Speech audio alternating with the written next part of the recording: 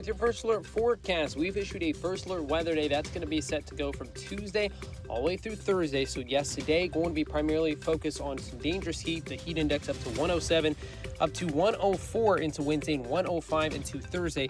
Wednesday afternoon and Thursday afternoon could be looking at some potential strong to severe storms once again. But going to be tracking this heat looking to fall off as we head off into Friday. Still seeing some chances of some showers and storms this weekend. For the First Alert 4 Weather Center, I'm meteorologist Shane Scotch.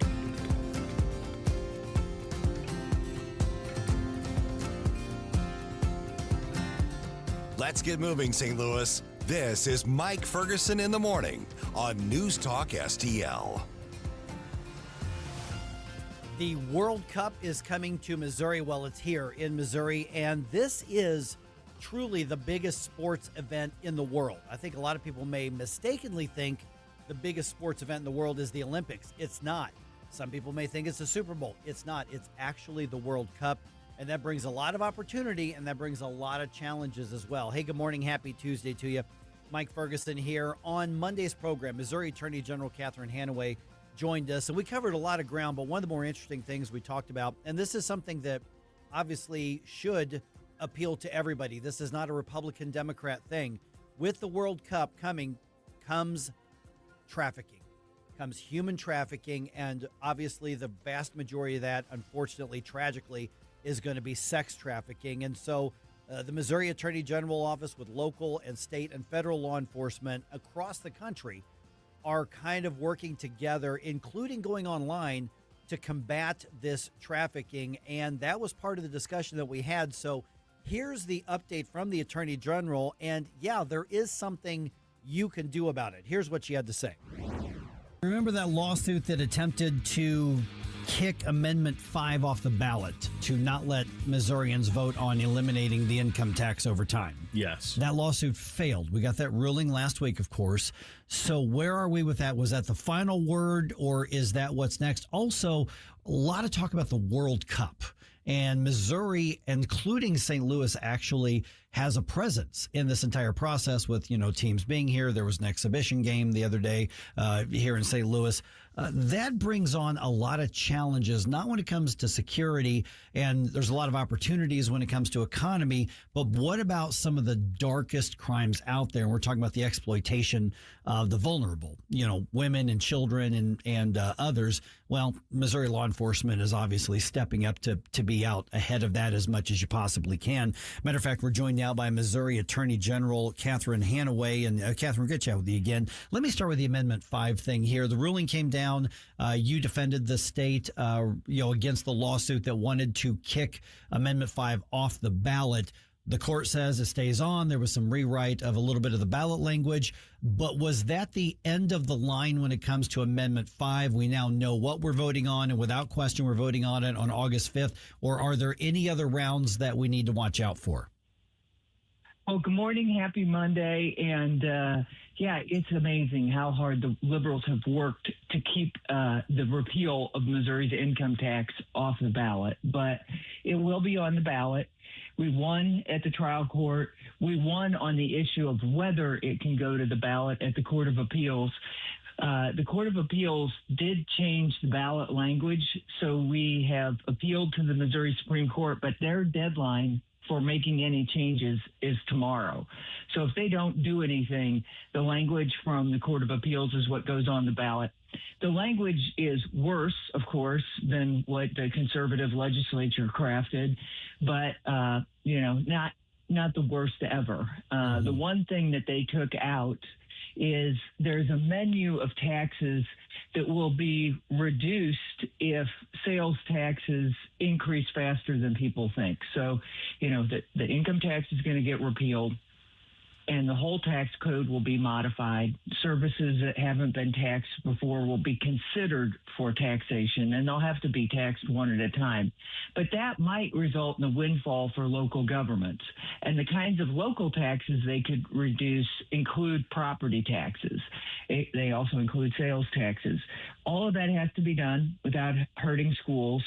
The Court of Appeals took that phrase property taxes out of the language, I guess because they thought, it might make it more likely to pass if people thought that property taxes could also be cut. Yeah, see, that was the question is it Is it more biased against, or is it just incomplete? I mean, when there's obviously language there's so much that goes on, because the reality is so many people show up to vote and they don't listen to shows like this. They don't go do a lot of research. They just look at what's on the ballot. So that makes a big difference.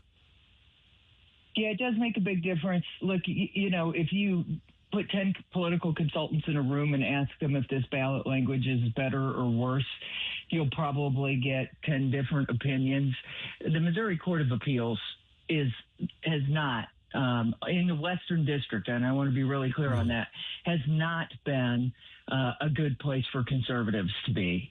Out of the 16 different ballots that have gone in front of them, they've changed the ballot language every time, which frankly isn't the legal standard. The legal standard is that they should be deferential to the to the trial court, and they just haven't been. They've decided that they are the ultimate arbiters of what Missouri voters should see, and frankly, we're going to try and get that changed legislatively one way or another. It's not fair that the people who draft petitions, the Secretary of State, the Missouri General Assembly all get overruled by these, unelected judges in the Western District of Missouri. Okay, so you mentioned the deadline coming up. Is there the possibility of any activity in the court today or even tomorrow by the close of business?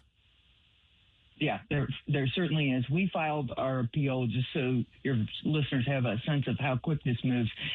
We filed our appeal at about 10 o'clock Friday night. We thought there might be some action over the weekend. There could be action anytime today or before midnight tomorrow. Okay, we're visiting with Missouri Attorney General Catherine Hanaway. Let me talk about the World Cup here, and we're not even talking about Team USA or fans of the sport or anything. Although there's a massive economic opportunity for Missouri around the state. You're part of a coalition getting out in front of this and saying, listen, there's also tragically a human trafficking element that's involved with this. Now, we hear the words human trafficking. We tend to think immediately of sex trafficking. There are other kinds of human trafficking as well. What is it that people need to understand, that whether it's your office or local law enforcement working with federal law enforcement, what are you on the lookout for? And one of the most stunning things that I've covered over the years when I've done stories on this is that it's likely that we have actually probably walked by and laid eyes on a victim and would have never known it. That's how close it could be to us. Yeah, for sure that's true. And actually today in Kansas City, I'm going to be announcing a really important partnership with an organization called Simply Report. It's an app where anybody who sees activity about which they're suspicious can report that activity. The app will route it to the right law enforcement who can follow up on those tips. And what people should be looking for are, and in particular, adolescents who are with an adult that doesn't seem like a natural relationship. Like it's clearly not a parent, not an aunt, uncle, grandparent, not a coach, teacher, pastor, but just an adult that seems to kind of randomly be with them. Several adolescents who seem like they're being shepherded towards a hotel, towards a bus station by an adult. In particular, hotels and guests at hotels need to be on the lookout for rooms where there's just a lot of people coming and going and coming and going and coming and going. And it is just kind of the common sense things. And if anybody sort of reaches out to you for help, probably non-verbally, kind of gives you that look like, I need some help, just report it. Nothing bad's going to happen from reporting it. And it might save a life. And we do expect the World Cup to be the single largest human trafficking event in history. The Super Bowl is the largest event in the United States every year. And it's because you have all these people traveling who have loads of money and are away from home for weeks. And so it's a great place to particularly bring in the kids who are sex trafficked to be sex workers at these events. Now, obviously, you're talking about a lot of subjective, that just doesn't look right kind of thing on there. The app that you're going to be announcing and are partnering with, is it going to give like some tips or guidelines or look for this versus that sort of thing? Yeah, yes. And again, that app is called Simply Report. Real easy to remember. And it does have some tips for the people who might be wanting to make a report or thinking about it. Okay. Earlier today, Catherine, we ran a story, and it was out of Texas, of a situation where a 4-year-old boy, and I don't know if you saw this or not, went to a birthday party at his Montessori school. Somebody made up a bunch of snack goodie bags for the kids. And then somebody had mistakenly, and the police say it was just an accident, put a CBD, THC lollipop in there, and this 4-year-old ends up in the hospital on this. I remember talking to you about some of these products, Kratom and some of the others that are packaged in these brightly colored candy looking things. Nick Schroer has tried to deal with this at the legislative level as well. You recently got an agreement with one of the makers of one of the sort of, I guess, controversial as far as legal status products of Kratom. What was agreed to? Because this was a pretty big operation that you've got this agreement with. And then does this lend itself to that sort of debate over those, some people would call them quasi-legal, I don't think you do, products that are often packaged in these things that look a lot like sour worms or whatever candy? Yeah. No, you're so right. It's a huge battle. We reached an agreement last week with American Kratom, which by some accounts makes as much as 90% of the 7-OH distributed in the state. And 7-OH is a derivative from Kratom that is a synthetic opioid, which the FDA says is 3 times more powerful than morphine. And we have been hearing from poison control and coroners around the state saying people are overdosing on this stuff all the time. That's kind of and that was a big deal. They agreed to stop selling in Missouri. There's other smaller manufacturers we're going after, kind of a separate problem from what you just described, but we're working on that too. Maybe a month ago, we shut down Pressure STL, which was a big retailer of these products that look just like Doritos, gummy worms, Skittles. We have a lot more stores to go. We actually sent out cease and desist letters to 40 stores.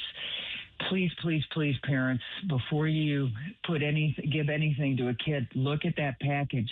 They're so close. In fact, one of the things that I wonder, Mike, is why aren't these big companies enforcing their trademarks? Mm-hmm. They could do so much good if they'd use the money they have to just enforce their trademarks and not let these rinky-dink operations, many of them importing from China, sell in packaging that for all the world looks like their products. So in just last minute or so, we've got, just to be clear, these particular products, are they not covered under the regulatory guidelines for, legalized marijuana, all those things? Are these just separate products that are just under a different set of rules? So the ones that look like candy, for the most part, contain some derivative of marijuana. Some people will argue that they fit under the agricultural exemption for hemp, which I think is poppycock, to be politically correct and not use any cuss words on the air. But the others contain full-on THC, and they're being sold at things that aren't dispensaries. So they're outside the law, in my opinion, in any format. All right, got any thoughts about that? You can obviously look up the Attorney General's website or give me a call here or send me a note, 314-912-1019. We've got a lot of ground to cover here today on 101.9 and 94.1 News Talk STL. If you find yourself feeling out of place in the world, it's comforting to know conservative values haven't been abandoned everywhere. Thanks for being my voice in all this. This is News Talk STL. There are people out there that feel the way that I feel and say what I say. Welcome home. Craving the freshest in town? Anthony's Produce is your daily destination for nature's finest. Browse our rainbow of quality fruits and vegetables. Always fresh, always delicious. Hosting an event? Let us create stunning fruit bouquets and vegetable trays. And we proudly stock hundreds of locally made products. And yes, we've even got seasoned firewood for those cozy evenings. Available for pickup or delivery. Anthony's Produce. Open 7 days a week, 7 a.m. to 5 p.m. at 701 Jungerman Road or anthonysproduce.com. Dreaming about a vacation but not sure where to start? Should you book that all-inclusive resort or a cruise? Which destination? What cruise line? And how do you know you're getting the best value? That's where Magic Expeditions comes in. We're your St. Louis local travel experts, helping you choose the vacation that fits. Whether a relaxing adults-only escape, family-friendly resort, or unforgettable cruise adventure, skip the stress, the guessing, and endless online searching. Visit magicexpeditions.com. That's magicexpeditions.com. Lower your car payment today. Lower your car payment today. Yes, you heard us right. You can lower your car payment right now by making this free call and save up to $1,400 a year on your current car payments. Think about your current car payment right now. What's that costing you per year? Now think about what it would be like to put an extra $1,400 back in your pocket. That's the average savings our customers experience. We can help you drive the same car and pay less every month by lowering your car payment's interest rate to as low as 4.67%. At Rate Genius, we can work with you to refinance any car payment. If you qualify, it costs you nothing to find out how you can lower your car payment. To learn more, call this number right now. 800-493-5670. 800-493-5670. 800-493-5670. That's 800-493-5670. To every referee, umpire, and judge in high school sports, we want to say, we see you. We see everything you do for us that goes unnoticed. We see the positive role models that you are. We see the way you get unfairly criticized just for doing your job. The truth is, we couldn't play without you. So thank you for investing your time in us. Thank you for protecting the integrity of the game, no matter what. We hope you always know how much we appreciate you. Because without you, this is just recess. It's not really a game. Thank you for always making it possible for us to play the sports we love. Want to serve the students in your community? Sign up to become an official in Missouri at highschoolofficials.com.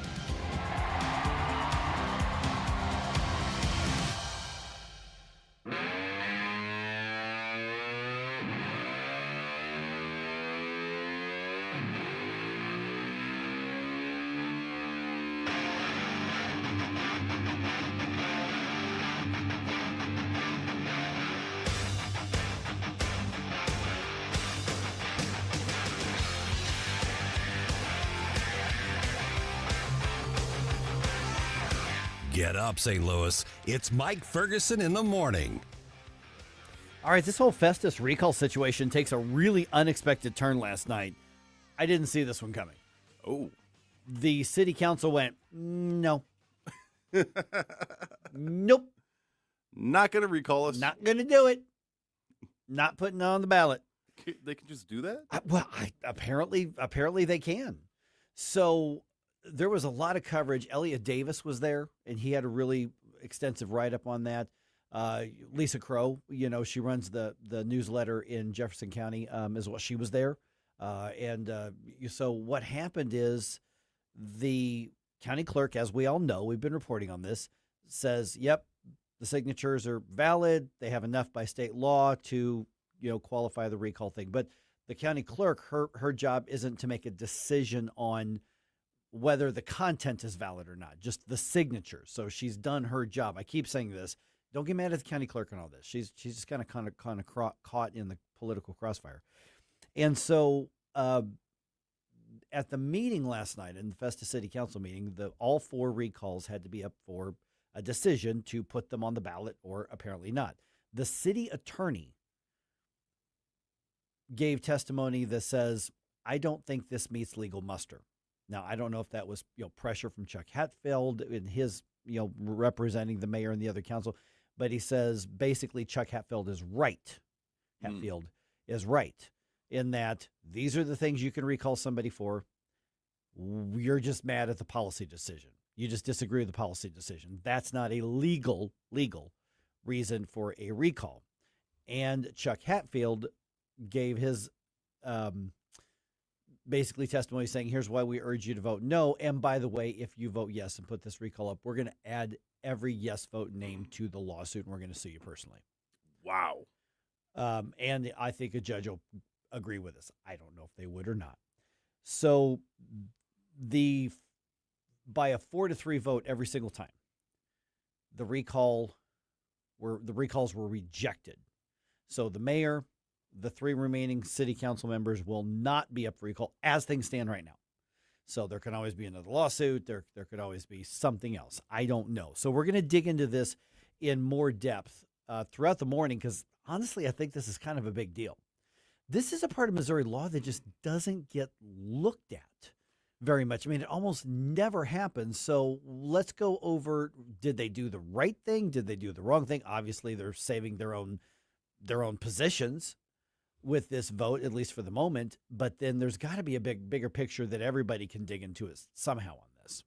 Yeah, I didn't even know recalling was really a thing, to be honest. I mean, it's not in every position. I mean, there are some things like it's just not affected, but in this particular level of city, yeah, you can do it. But the precedent that is being set here, I think, is going to be very important because, on the one hand, if the people of Festus get their way, then it almost sort of says that you can still recall people even if there's not a legal basis, just on the outrage alone of it. And if they can't do that, or the county is able to say, or the politicians, they're able to say no, we're not going to do that. Then how many more things can they just say no to if the people sort of want the will? Well, yeah, but there's it's the principle of the checks and balances, and should there ever be a check and balance on the masses, on the people, and I put it 2 different ways, one positive, one negative on that, because the argument basically is policy disagreements, a bad vote, if you don't like the vote, that's not enough to recall somebody if you don't like the vote they took. It has to be for something illegal or for competency or for something like that. It's got to be for something outside of you just disagree with them. And that's essentially the crux of the whole thing. Otherwise, the argument being, you taking the votes I don't like, I've got a clipboard and I know how to use it. You're not wrong. I'm going to come after you. And so we'll get into this in a little more depth because I want everybody to get a chance to sip some coffee and everything, because I've got some thoughts on it, because I've been in the role of, a journalist covering city halls in the past. I've been elected to a board, so I've been there. I've also been obviously in advocacy and policy, and I've been fighting city halls and state governments and things like that for a number of years, and then obviously in the media here. So I've just got all kinds of mixed feelings on the whole thing, but I'm curious what everybody thinks about it, because it kind of came to a head like this, last night on this. So we'll dig into this definitely more at 6:35 for sure.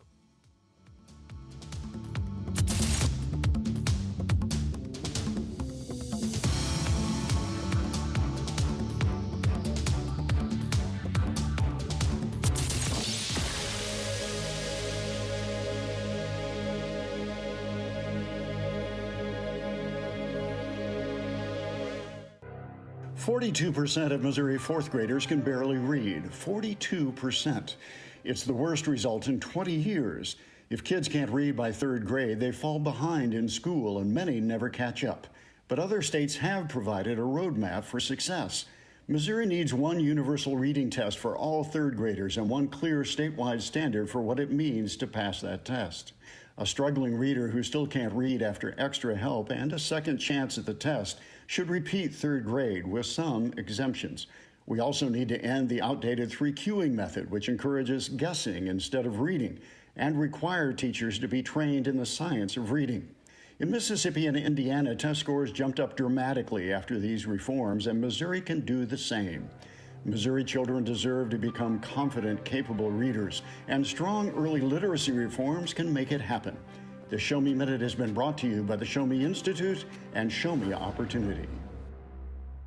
The The Vic Porcelli Show. Perjury is not a thing anymore if you are testifying against Donald Trump. Right, but they're under oath. So was Cassidy Hutchinson. You're right. No. Cassidy Hutchinson was under oath. No, you're right. Saying and she that lied. Donald Trump grabbed the wheel of the beast when she wasn't even in the car. It was hearsay to begin with, and nothing happened to her. Nothing happened to Liz Cheney, who coached her. You're learning my cynicism from me. That's right. That's right. Vic Porcelli, live and local, weekday mornings at 9 on News Talk STL. Every 40 seconds, a child disappears. That's 2,000 children every single day. Find the Children is a nonprofit organization fighting to bring them home, but we can't do it without you. Your unwanted car, running or not, can help find missing kids, reunite families, and support the search and rescue efforts that protect children every day. We'll pick it up fast and free with a 24-hour response, and your donation may qualify for a tax deduction. Find the Children provides crucial resources to help locate missing children and educational programs that teach kids how to recognize and avoid predators before it's too late. Together, we can give families hope and bring children home where they belong. Donate your car today and help bring a child home. Find the Children, because every child deserves to come home. 800-757-1340. 800-757-1340. That's 800-757-1340. This advertisement was paid for in partnership with Cars R Us and Find the Children. What if the music stopped? If the familiar voices were silenced? If there were no breaking news updates? What if your companion and connection to your community came with a monthly fee? Don't worry, we're free local radio with you wherever you go, celebrating 100 years and looking forward to the next 100. We are broadcasters. Text radio to 52886 and let Congress know you depend on your local TV and radio stations. This message furnished by the National Association of Broadcasters. KLGY HD3 Clayton, K270BW Belfast, KNBS Bowling Green. This is News Talk STL at 1019, 94.1, and always streaming at NewsTalkSTL.com. Breaking news this hour from Town Hall. I'm Rich Thomason. President Trump says an Iran peace deal is close at hand and could be signed in 2 or 3 days. A U.S. Army Apache attack helicopter has crashed near the Strait of Hormuz. The pilots are fine, yeah. Nobody injured. We are going to issue a report tomorrow, but the pilots are fine. Things seem to have calmed down in the conflict between Israel and Iran. The two sides traded blows in the past few days, but now hostilities have ceased. The ceasefire remains intact. The War Department tightening the screws on communist China. The Pentagon has added several prominent Chinese businesses to its list of Chinese military companies. The list includes tech giant Alibaba, electric car maker BYD, and search engine Baidu. The move prevents them from securing U.S. defense contracts. The list, updated Monday, now sanctions well-known non-state-owned Chinese companies that are not traditionally considered to be in the defense sector. This year's list includes 188 entities, up from about 130 last year. Keith Peters reporting. 3 more cases of New World screwworm have turned up, including one outside Texas in New Mexico. Ag Secretary Brooke Rollins, though, says the nation's food supply couldn't be safer. These developments obviously represent a serious threat to our livestock and wildlife, but they haven't caught us off guard. We have been tracking this pest for a long time, and we have fought before, and we will do so again. In Maine and South Carolina, Nevada, and North Dakota, voters head to the polls today for primary elections. Maine's high-stakes U.S. Senate contest has generated a lot of interest all around the country. Stock futures higher on Wall Street. The Dow futures are up 133 points. NASDAQ futures better by 209 points. More on these stories, townhall.com. Health insurance rates are surging in America, leaving millions without affordable options. If you're sick of having paychecks eaten up by healthcare costs or dealing with mega corporations, then listen to this. Christians don't need to waste money on a broken system. That's why I want to tell you about Christian Healthcare Ministries. It's an alternative to traditional health insurance at half the cost. With CHM, fellow believers contribute monthly to help pay each other's medical bills. elections. There's no enrollment period, so you can join anytime. And you aren't restricted to provider networks, so you choose the doctors and hospitals you want. It's that simple. CHM is not insurance. It's a ministry that puts faith into action. Feel the difference of financial support and biblical care from fellow believers. Join CHM today by visiting chministries.org/wellness. That's chministries.org/wellness. From the News Talk STL Weather Center. I'm meteorologist Chan Scotch with your first alert forecast. We've issued a first alert weather day. That's going to be set to go from Tuesday all the way through Thursday. So yes, today going to be primarily focused on some dangerous heat. The heat index up to 107, up to 104 into Wednesday and 105 into Thursday. Wednesday afternoon and Thursday afternoon could be looking at some potential strong to severe storms once again. But going to be tracking this heat looking to fall off as we head off into Friday. Still seeing some chances of some showers and storms this weekend. In the First Alert 4 Weather Center, I'm meteorologist Chan Scotch. This hour of News Talk STL brought to you by Chris Cooper and Serenity Wealth Management. Business owners, download your free playbook for financial clarity at SerenityWealthBiz.com. That's SerenityWealthBiz.com. This is Kirk Barr, St. Charles County Director of Elections, inviting you to our Sundays on Sunday family-friendly open house. Stop by for a behind-the-scene look at how your elections are run. Kids can vote at a mock polling place using a real ballot. You can meet candidates appearing on the August primary ballot, and everyone can enjoy free ice cream. The County Pet Adoption Center will also be on site with dogs looking for new homes.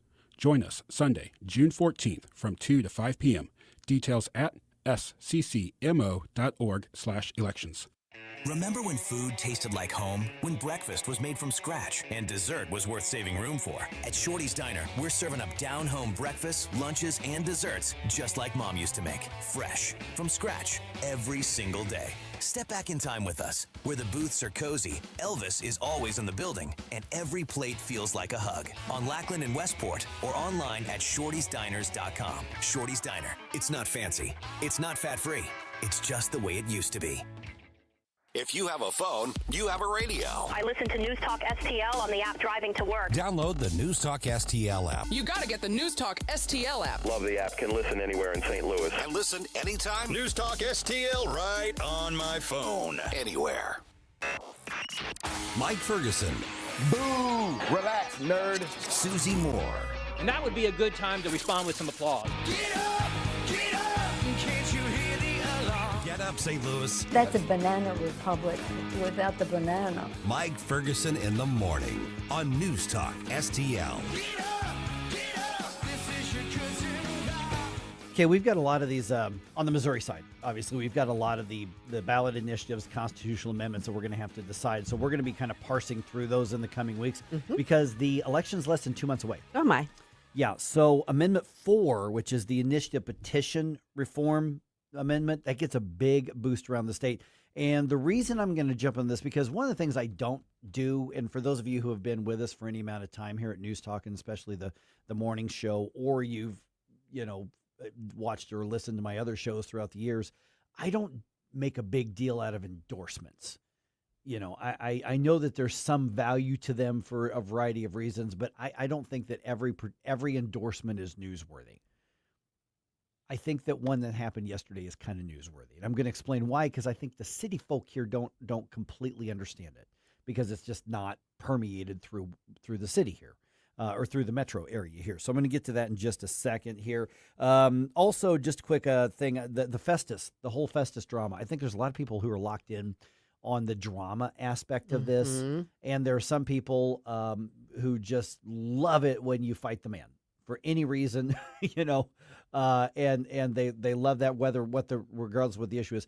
This is an area of Missouri law, let's be honest, that I'm not that familiar with because it's hardly ever used. Right.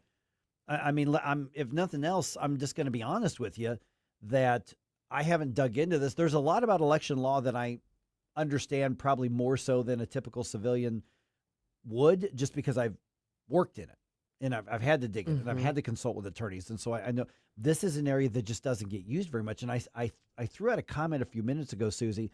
I said, but when you talk about checks and balances, the principles sometimes also include a check and balance on the public as well.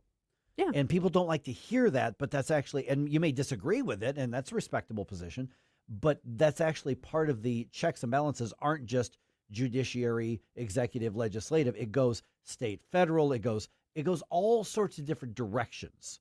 And that's part of what we're seeing in Festus, for right or for wrong. Well, and yeah, there's that delicate balance between obviously the people who have the final say, but Right. also it's not mob rule. We're not a pure democracy, and there are governors. I don't mean the office. I mean Right. like the brakes on Yeah. what we do as a populace too, because Right. sometimes we can get carried away with stuff too. Well, yeah, exactly. And I'm not saying that's what's happening in Festus, No. but I think we're seeing those elements. I think there's a lot of people right now who are waking up, in Festus, like, how could they? Well, we're going to tell you the legal aspect of it, and then we'll get into a little more. Billy Crow from Jeffco Patriot Radio is going to be with us at 6:35. Of course, Lisa Crow runs the newsletter in Jeffco, and she was there. And so you're definitely going to want to check that out once that's posted as well. But we're going to get an update in just a little bit here. So let's do that. Have a little bit of coffee, get your thinking caps on, whatever cliche we want to throw in there, because it's really bigger than just Festus. There's a whole element of holding government accountable that took a real turn last night. When I saw your text, Susie, I was like, what just happened?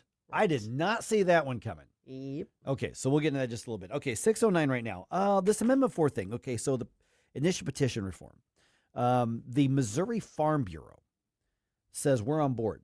We're going to put our PAC behind it. We're going to campaign for this. We want Amendment 4 passed, which would change the referendum threshold to change the Missouri state constitution. Right. It's so that you can't just go throw a bunch of money at it and get Right. whatever you want on the ballot. There needs to be a process that's a little bit more, I don't know, there's a higher standard. Yeah, higher standard. You can still throw money at it, but you still might get it, but you're going to have to appeal to the entire state. You can't just do what a lot of and I'm just using this as the examples of some of the most recent ones, you can't just target Kansas City and St. Louis and say just win 57% there, just win 59% there, and then screw the rest of the state. Or you can't just go, let's appeal all to the rural voters because we can get 60% there, and then the city voters may or may not show up. And so here's the big deal on this, and because the Farm Bureau is just not a normal topic of conversation in the cities. No. I am telling you, around the outside of the cities, which is obviously a massive part of the state, the Farm Bureau has a lot of influence. Yes, it does. Massive amount of influence. It is not just about farmers. It is the rural communities. And I would even say you're looking at anything outside of the first and second ring suburbs. So you've got massive parts of the News Talk STL listening area that are in those areas where the Farm Bureau makes a big difference. Yes. Massive thing. So when they put out a statement saying we're on board with this, and their reasoning, if you read their statement that was put out, is basically we are tired of, well, there's really two things. We are tired of the cities running the state. If you get a big enough majority in the cities, then it applies to the whole state. That's their thing. And they also cited anti-agriculture referendums and initiatives in other states that have similar dynamics. A large rural area and then some big cities that can basically overrun the rest of the state. Yeah. And, they look at, essentially, they were citing like a lot of animal rights type stuff, and that would be on a referendum, and the people spoke, but the people who were affected, they were drowned out. Yeah. And so we go back to that balance and the whole process on this. So the Farm Bureau getting involved in this is a really big deal, even if most people in St. Louis and in Kansas City are going to go, who cares about the Farm Bureau? Oh, a whole lot of people care about the Farm Bureau. Get out of your bubble, folks. Yeah, yeah. And does the Farm Bureau venture into downtown St. Louis? Not very often. Yeah. Do people listen to them in the city or in the first? I mean, are they going to have a big influence in Clayton or Webster Grove or Hazelwood? No. But boy, you get to beyond, say, St. Peter's, Warrenton, Wright City, and all the way out to about Oak Grove on the other side of the state. Oh, Farm Bureau makes a massive difference. This is a big boost. Towards Hannibal. I mean, yeah. Absolutely. So this is a big, big boost to Amendment 4. And their reasoning is solid. I mean, it really is. It is saying, they're not saying they're opposed to changing the state constitution through amendments. They never argue that. But what they did argue is to say, but everybody has to have a say and everybody has to agree. There has to be a higher consensus. That's their argument. And I think they're right. Well, and just from a pure, regardless of who's advocating what, it shouldn't be like a 50-50 proposition, like 50+1, and you're amending your constitution. We already have, we've talked about it before, 100 and some odd amendments to our state constitution. And the federal, the U.S. Constitution has 27. Yeah, and I don't think it's getting any more anytime in the foreseeable future. So, I mean, there should be, if you're talking about amending, changing your core framework, there should be a higher standard, regardless of what issue you're advocating for or who's advocating for it on your behalf. You want there to be a higher bar because this is important. This is the structural foundation of your country, state, whatever. Yeah, and we've seen, for instance, and I'm even going to concede that the marijuana legalization is better than what we had before.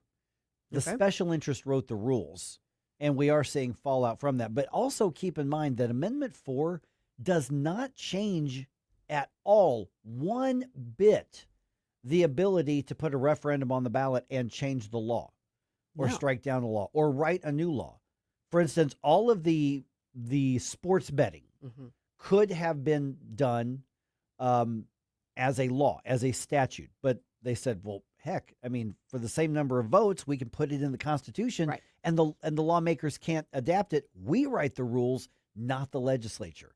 The marijuana legalization thing. I mean, my goodness, at one point we had what? Three competing constitutional amendments. So we had to get into what happens if they all get a majority.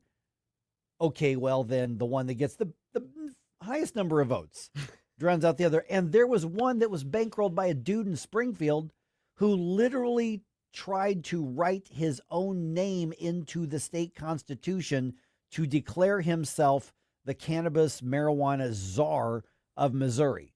That actually happened, and he had enough money to get it on the ballot.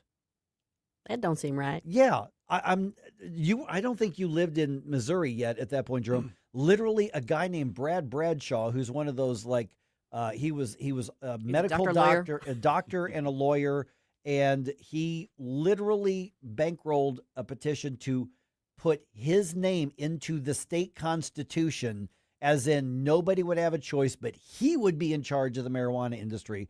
And I think it actually had over 50%. Just the other ones for medical marijuana had bigger majorities. I mean, it was nuts. It was insane. I mean, it is a strong name, if any name's going to go in the Constitution, but at the same time, that just fundamentally feels like the opposite of what laws are supposed to be about. No, exactly. And there was a time back in the, my goodness, was it the early 2000s, I guess? There was an animal rights referendum that passed. Bob Barker was brought in to do his, animal, and the agriculture community said, it's good that you're targeting puppy mills, but by the way, you're also targeting legitimate agriculture. So after the people passed that, because it was not a constitutional amendment, the legislature was able to come in and tweak it and fix some bad parts of it and get rid of some bad parts while keeping the anti-puppy mill thing in there. And people were like, democracy. And we're like, no, that's the check and balance. And that's when a lot of those activist groups went, ooh, let's not do the referendum for the statutes. Let's just buy a constitutional amendment. So the Farm Bureau getting on board, massive boost. It is to big. this. Yeah. Big. It's and big. I'm glad for it. Yeah. I'm also glad for this. Tomorrow, Wednesday, June 10th, Jeffco Patriot Radio and Tim and Chris will be at Sugar Creek Golf Course in High Ridge from 4 to 6 p.m., along with the Jefferson County Young Republicans. They're going to be giving away Sugar Creek Golf Passes along with News Talk STL shirts and hats. Join the party this Wednesday with Tim and Chris live at Sugar Creek Golf Course in High Ridge. Wait, you're telling me Tim Jones is going to be at a golf course? I know. No way. Well, wonders never cease. Before you blow us all away.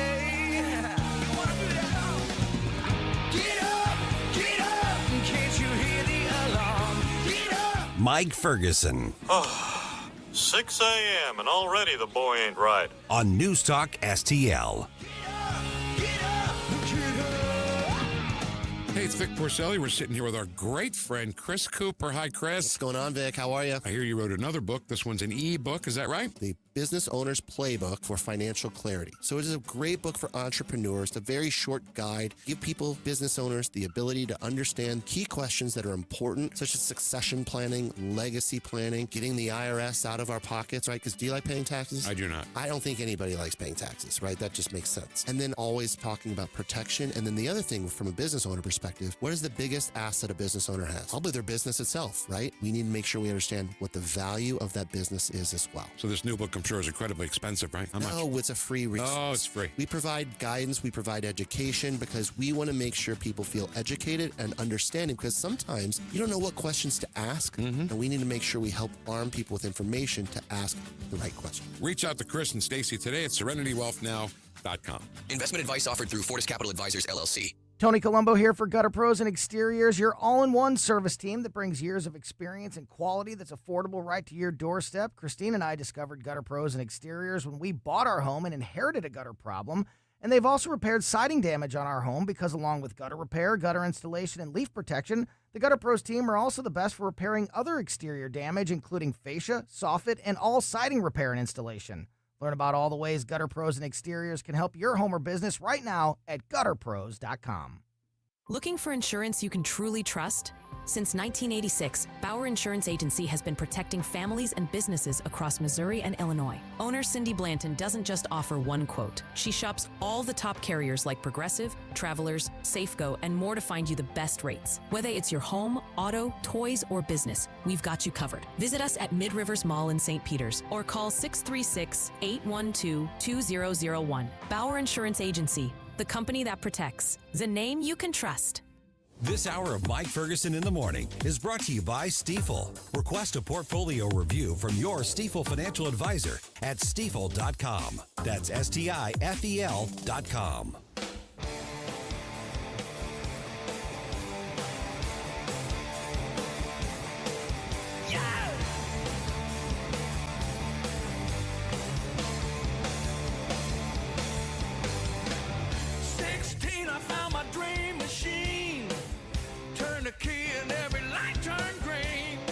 Hey, Chris Arps from the Tim Jones and Chris Arps Show. Make sure that you're listening to our show this afternoon from 4 to 6. Now back to the Mike Ferguson in the Morning Show.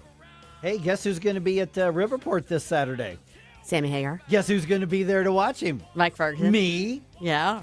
And our sales guy, Ethan. I know other people who are going as well. Oh, yeah. That's going to be a great show. It's going to be a fun show. Sammy, looking forward to seeing him. That was my, I don't know, third, fourth, fifth time I've seen, at least fourth time I've seen him. I've only seen him with Van Halen. Yeah, I saw him with Van Halen. I've seen him solo as well. Great show. Great show. You ever seen Sammy Hagar live? No, and I wasn't invited this time, so I hope he plays nothing but the Van Hagar classics. I love the Van Hagar classics. You're not cursing me with that. I'm just saying. Okay, so one quick note, because I saw Scooter posted, and you're seeing what Scooter's saying. There's a lot of people saying this. I think it was on Facebook, but you posted it on the stream, saying taking away the ability or making it harder, I think, to be fair, making it harder to challenge bad ideas in Jefferson City. Making it harder is a bad idea. Or something. I'm paraphrasing, but I think we know what I'm saying. And we're hearing a lot of people saying that. This is one of the points of confusion here. A lot of people have. Nothing is stopping you from challenging what's happening in Jefferson City. Nothing is stopping anybody from putting a referendum on the ballot. Nothing is stopping a 50% plus one pushback to do a check on the legislature. What it is saying is that because you can do that with referendum. Absolutely. You can pass a law. You can strike down a law. Nothing is changing that at all. But to say that if we're going to alter the state constitution, there has to be more consensus. But this does not take away the referendum process at all. No. It does not take away a statewide 50% plus one vote to challenge or state law. That's one thing I think is really important, because if it was making it harder to put a check on the legislature, even I would go, okay, let's talk about this. There might be a point, but that's not what it's doing. Right. I mean, plus you get to vote. You have elections every 2 years about who's in the legislature. On top of that, people are conflating constitutional amendments with statutes. Right. Those are two different things. Right. And the constitutional amendment should be a higher bar because it's a bigger deal. It's I don't know how else to put it. I mean, it's like the structure of how you do everything. Right. But it's crucial that people understand you can still do that. that your right to redress and do a referendum is not being taken away. It's not being changed at all.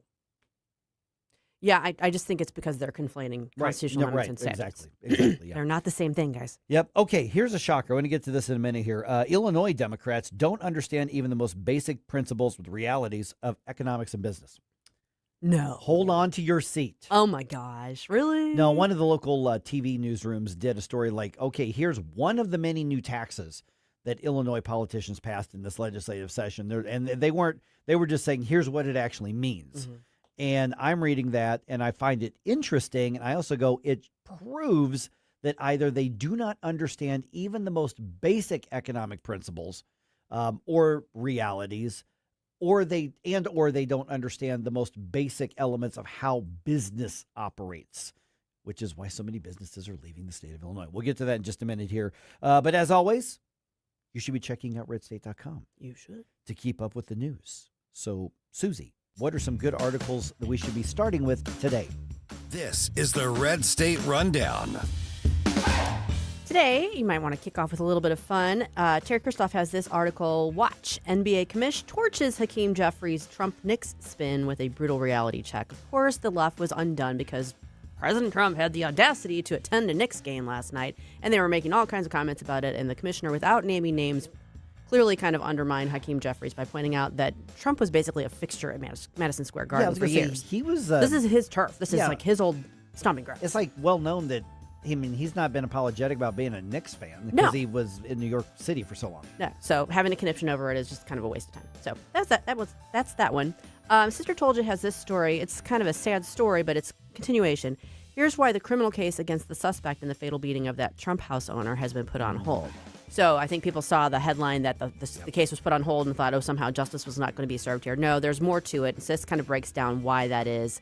It's okay. Things are going to proceed. It's still a horrible situation. But if you want to be more informed about it, read her article. And then last but not least, Jennifer Oliver O'Connell has this one. Spencer Pratt is still in the fight, and he'll do more than get by with a lot of help from his friends. So while the Nithya Raman has been declared the second place finisher in that mayoral race, the fat lady hasn't sung yet. Okay. There's still stuff being gone. There's still votes being counted, and there's still things being looked at. So Spencer's not giving it up. He's not waving the white flag. I saw a report from the Babylon Bee, so it's got to be. So it's got to be true. It's got to be true. They said that Democrats have. I'm paraphrasing. Basically, Democrats have announced that you only have Los Angeles residents only have another 30 days to vote in last Tuesday's election. So windows closing, folks. Get on it. Get on it. Okay, it's one of those you sometimes have to laugh so you don't cry situations. Illinois, the new budget that was passed in Illinois, this legislative session that just ended a week ago, it includes a lot of new taxes. I mean, it's the only way they can even try to make the books balance at all. A lot of new taxes. One of those taxes is a tax on social media companies. And the way that they've structured this, the more users you have in Illinois, the higher you have, the more you have to pay the state of Illinois to allow people to get onto Facebook or Twitter or TikTok or whatever. So here's how this works. There's a tier system for this. So let me just get the list because there's a couple. Okay, so any social media platform that has between 100,000 and basically 500,000 users is going to be taxed 10 cents a user per month that you just have to write a check to the state of Illinois. That's your lowest tier. And then if you have 500,000 users to basically right around 1 million users, they're going to get a flat $40,000 a month fee that they have to pay the state, and they have to pay 25 cents a month for each user between 500,000 and basically 1 million. Now, if you have more than 1 million users per month, so you're talking X, you're talking Facebook, you're talking TikTok, your Instagram. If you have over 1 million, then they have to pay $165,000 a month, and then 50 cents a month for every single user beyond the 1 million mark who are in Illinois. And so lawmakers like, hey, that's gonna raise $200 million a year. Okay.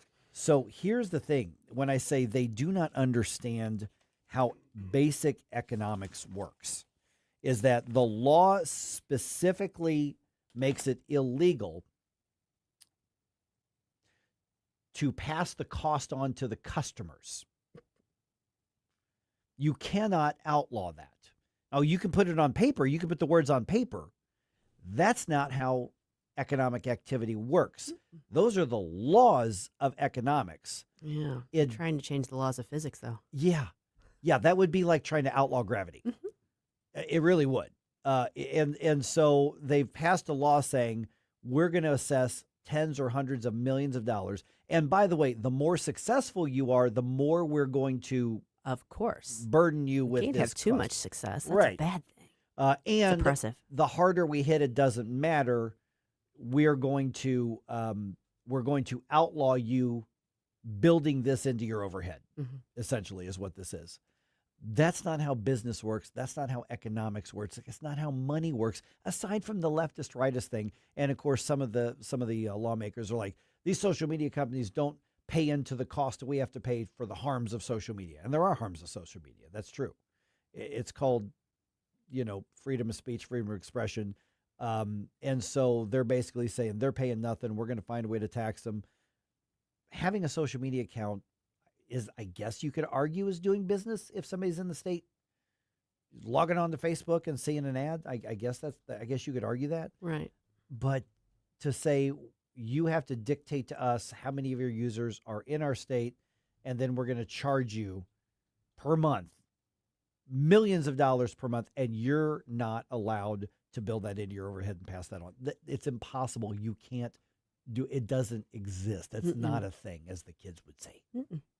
Yeah. Good luck with that. Good luck with that. Exactly. I mean, there's differences of opinion. There's differences of ideology. And then there's just dumb and ignoring reality. Yeah. This is going to crash down. Because if they're building in a lot of spending, hundreds of $millions of spending on this, it ain't happening. Like a rumba. They're going to get some money from it up front, but eventually this is going to collapse. Yes, it is. Enough voters in Festus said yes to a recall petition, but then enough city council members said no to putting it on the ballot. So we're going to explain what we know about that coming up here at 6:35. Here is coming from a mile away, like rolling thunder on Judgment Day. Here is coming from a mile away. Mike Ferguson in the morning. I've driven all over Washington, D.C. I cannot find the money tree. On NewsTalk STL. Tim Jones and Chris Arps in the afternoon. The Show Me Institute's latest report on the impacts of K through 12 open enrollment is out. We'll speak with Corey Codell of the Show Me Institute about that at 4:20. Tim Jones and Chris Arps. Weekdays at 4 on NewsTalk STL. From the NewsTalk STL Weather Center. I'm meteorologist Chan Scotch with your first alert forecast. We've issued a first alert weather day. That's going to be set to go from Tuesday all the way through Thursday. So yes, today going to be primarily focused on some dangerous heat. The heat index up to 107, up to 104 into Wednesday, and 105 into Thursday. Wednesday afternoon and Thursday afternoon could be looking at some potential strong to severe storms once again. But going to be tracking this heat looking to fall off as we head off into Friday. Still seeing some chances of some showers and storms this weekend. For the First Alert 4 Weather Center, I'm meteorologist Chan Scotch. To have a roof over your head, a nice roof over your head, is very important. That's Rick talking about his experience with Rhino Shield ceramic coating. We got Rhino Shield 18 years ago, and they were very cooperative on getting us the right paint. They were in and out and done in no time. Once it was finished, looked great. We were very happy with it. The main reason Rick called Rhino Shield is because it's backed by a 25-year transferable warranty. We've watched a lot of people get their house painted 3 or 4 times, and we haven't had to do any of it. I don't know about you guys, but I don't want to have to paint it every 5-7 years. Take a tip from Rick and put down the paintbrush and call Rhino Shield for your free evaluation. 877-25-RHINO.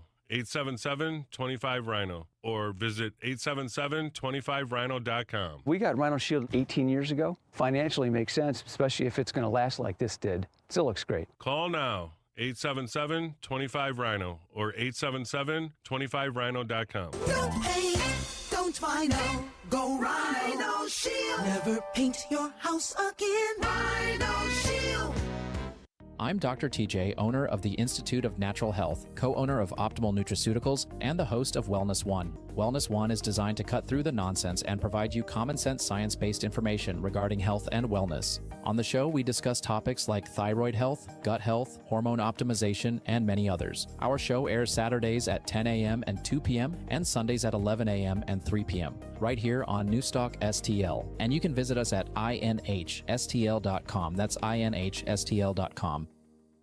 Free speech is alive and well in America. Thanks for taking my call. Right here. You know what's going on? Have a great awakening. You see through the smoke screen. It's cool to be woke. News Talk STL. Until it's not. News, analysis, opinion.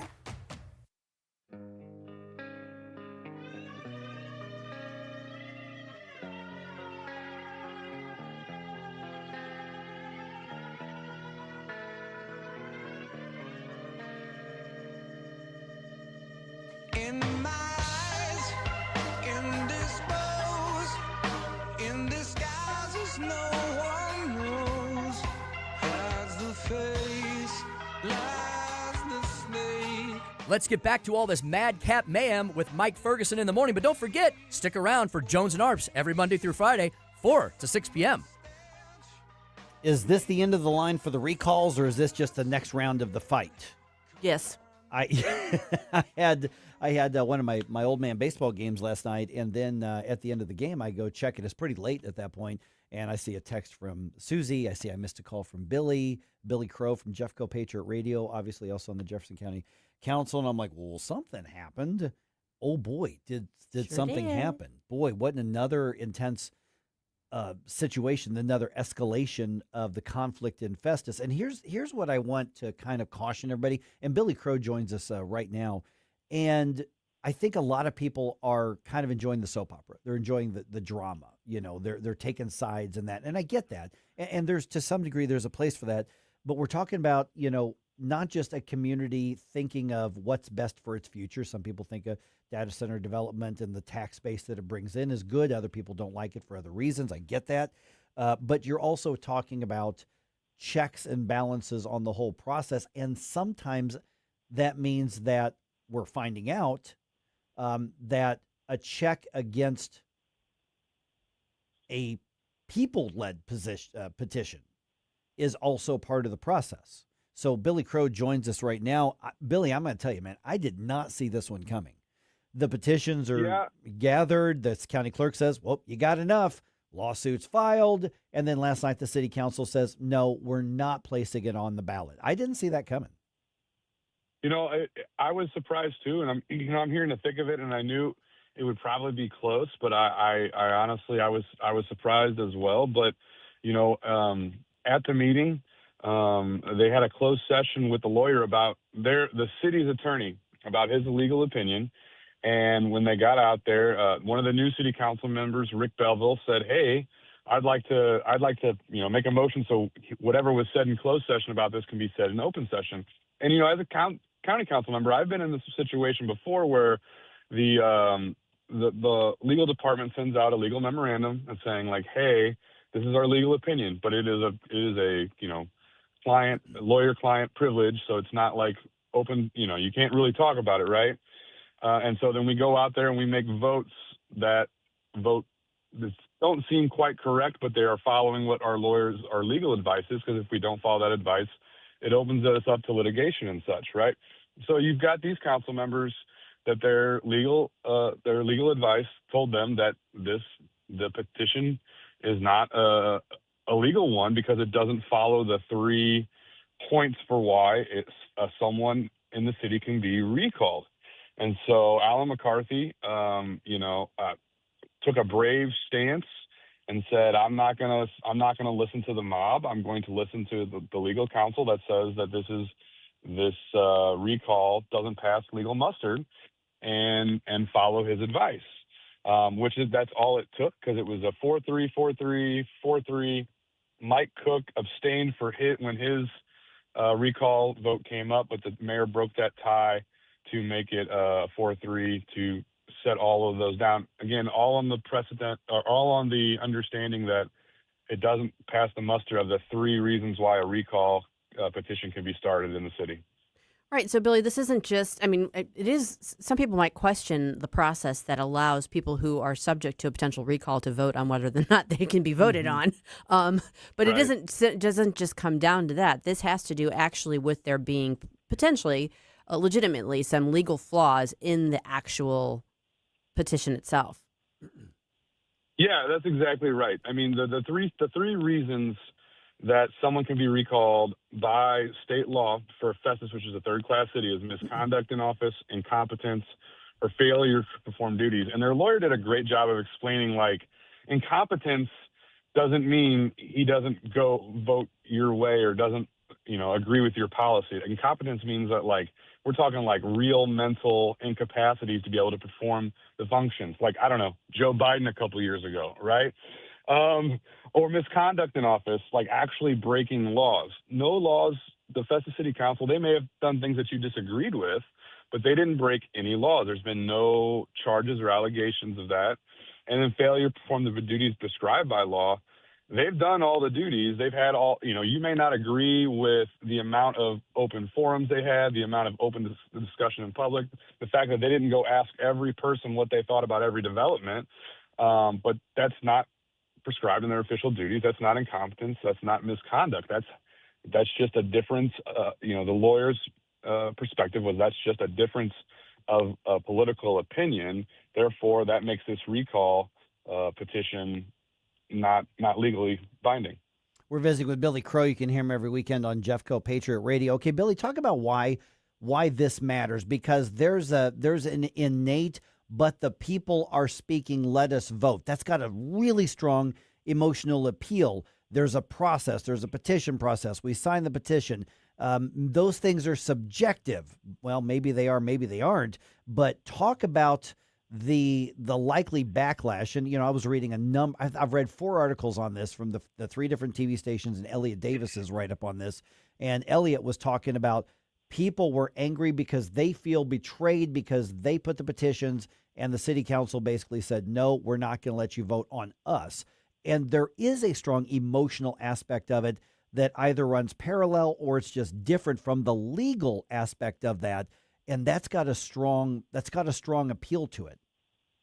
Yeah, I mean, absolutely right. I mean, emotions are very, very high, and most people, it's the feeling of like we should be able to recall you for anything, and it's really, again, it's because these people don't want a data center, and understood, and yeah, you put the hard work in, but there's also this piece of like understanding the rules of what you can and can't do, and not being swept up in the emotion by these groups like Wake Up Jeffco that just wanted to get everybody fomented up and try this. I mean, again, like this is the left was trying a new playbook here, especially in Missouri, where we're trying to shut down initiative petition reform or an initiative petition process where you can put anything on the ballot for any reason and change the crap out of our Constitution if you have enough money. They're going, oh, what can we do in this small little town and really affect some big national changes, right? And if they can make all these little municipal mayors run scared from them, they wanted to try that. So this really sets a precedent of, like, you can't just it's not just mob rule. Like, we live in a republic, and so it's not just mob rule. You elect people in there to do the best for what you think they will for you. They don't always do, like, I try to do the best for my constituents, but sometimes, not all of your constituents believe the same way. And I think a perfect case in point with this. So my wife was at that meeting. I was at my county council meeting. After my county council, I ran over to Festus as fast as I could to try to get there, but it was already over. Her and I went to Culver's in Festus. There was about 60 kids there and their parents that just got done with Little League games. They didn't care about the data center. They didn't care about the recall vote. They were just living their life and just wanting, the police to be able to protect them, their roads to be paved, and their schools to be good for their kids. Even though it seems like right now in the heat of the moment, it's very big fomented thing, it's still a very small portion of the community that is living and breathing on this compared to most of us that just want to see our community prosper and grow.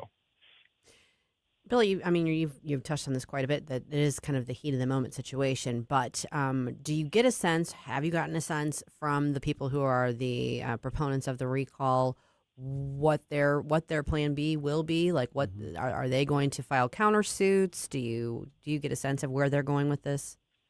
Well, I mean, they do have a lawyer, right? And so I can't imagine them not trying to file a countersuit and this ending up in, a Supreme Court case, which honestly, that's great. Like, let's get some clarity on on what these mean, like what misconduct means, what failure to perform duty means. I mean, I think there's a clear precedent already, which is what Festa's lawyer said. But if not, let's get this cleared up now so we don't have this, every 6 months. Oh, I didn't want that development in my backyard. Let's recall everyone.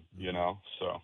Yeah, we're visiting once again with Billy Crow. You can hear him every weekend with Jeff Coe, Patriot Radio. And then all the articles I read on this did not say what the plan B is. And I suspect you're right that it's an and or thing, but probably and, not just probably some sort of lawsuit, which I agree with you. I mean, even regardless of which side, getting some clarity on something that could be subjective like this is a good thing, regardless of whether we like or we don't like what the court rules. If there's some clarity on it, that helps. But then plan B could also be, we're going to mount campaigns to vote them out in the next April election.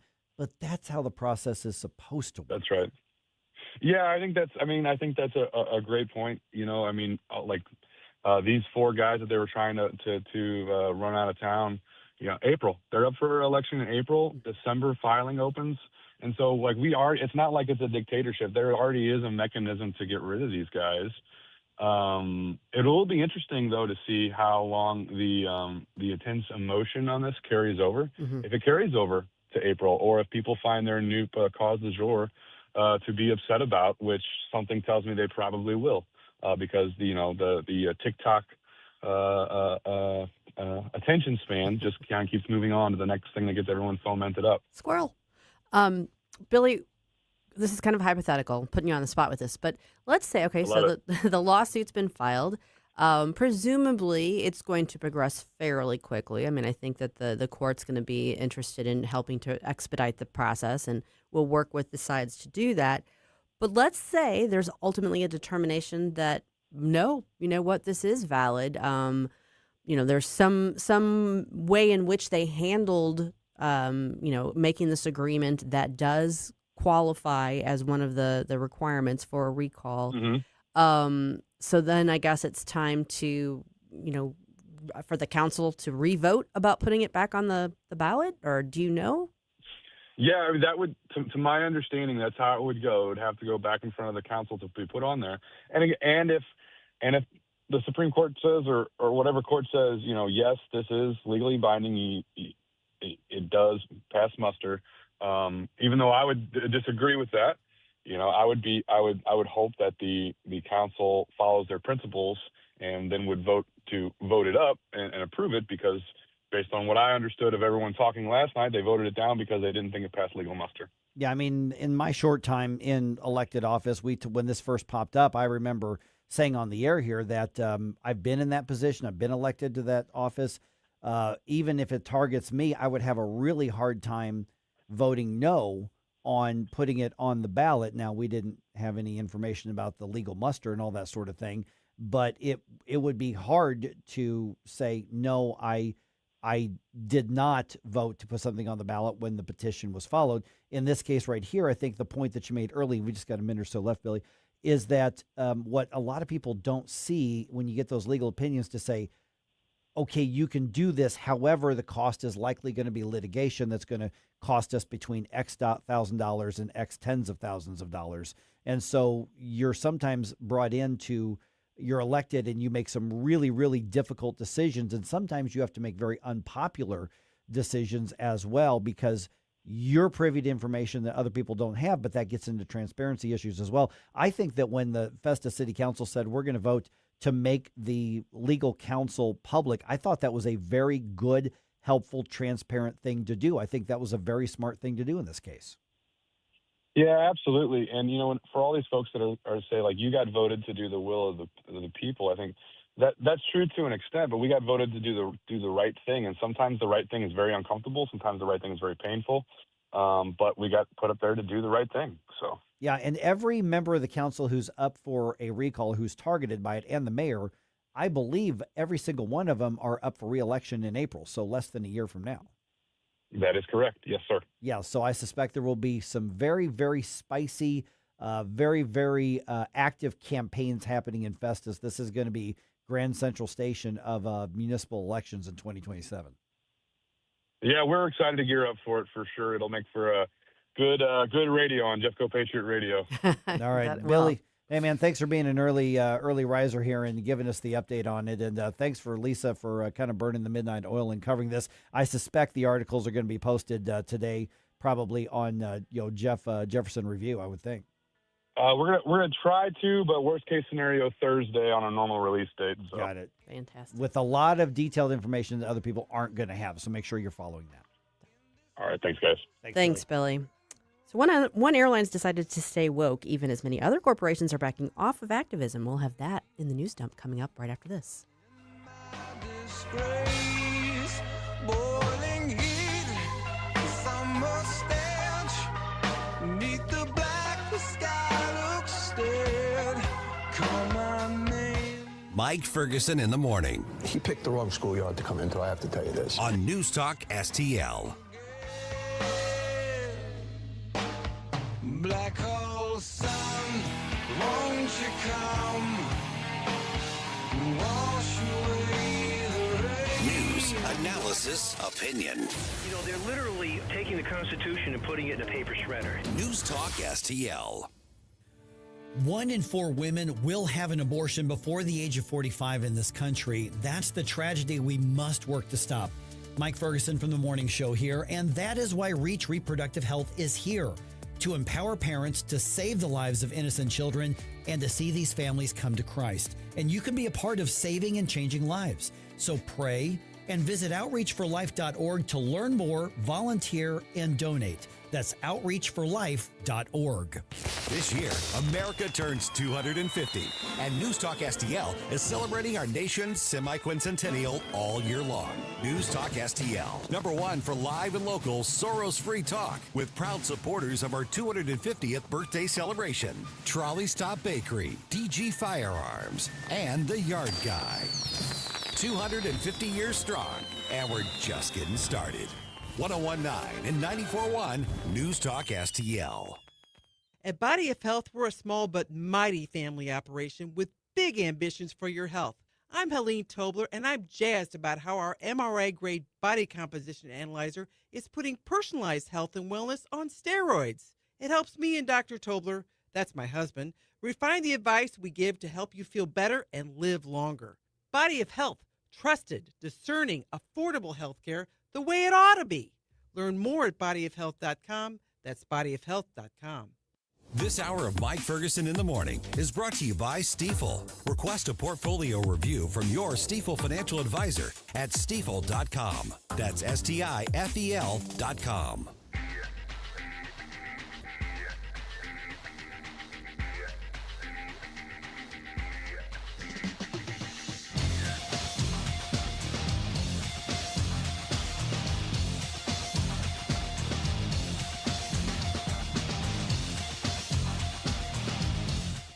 Hey guys, Billy Crow here from Jeffco Patriot Radio. Hope you had enough time to freshen up your coffee, because now we're back with Mike Ferguson in the morning. All right, let's follow up here. Those facing recall votes in Festus say no, and that blocks it from going to the ballot, at least for the moment. Also, one of Missouri's top advocacy groups gets in the fight over Amendment 4. Mm-hmm. And the Billikens and the Tigers set a date for the first meeting in 25 years. It's going to happen in St. Louis. 6:51 here. Let's go ahead and do a news dump. The Morning News Dump, brought to you by Whistle Pig Outdoors. Successful dump. Wake up, America. It all worked out. They got all the news. The Morning News Dump. And away we go. The Festus City Council says no to the recalls. The vote was 4-3 in each recall. The vote was against placing the questions on the ballot. Yes.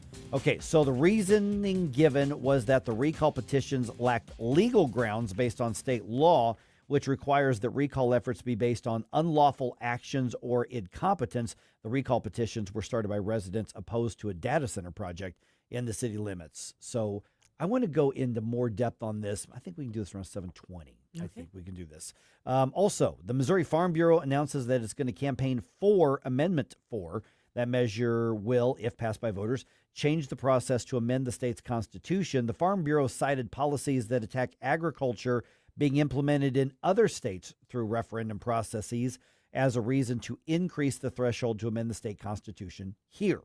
So basically what we're looking at is with Amendment 4, which will be on the August ballot, is that it would require both the statewide majority vote and a majority vote in each congressional district to change the Constitution through the referendum process. Right. So all that means is that one particular district can't be the one that holds the full majority and pulls it over the finish line. It has to be in each district. Every one of them. And one of the complaints is, yeah, but that means one district could then block a state constitutional amendment. That's true. Yeah, It's that means absolutely true. There's a lack of consensus on that. Right.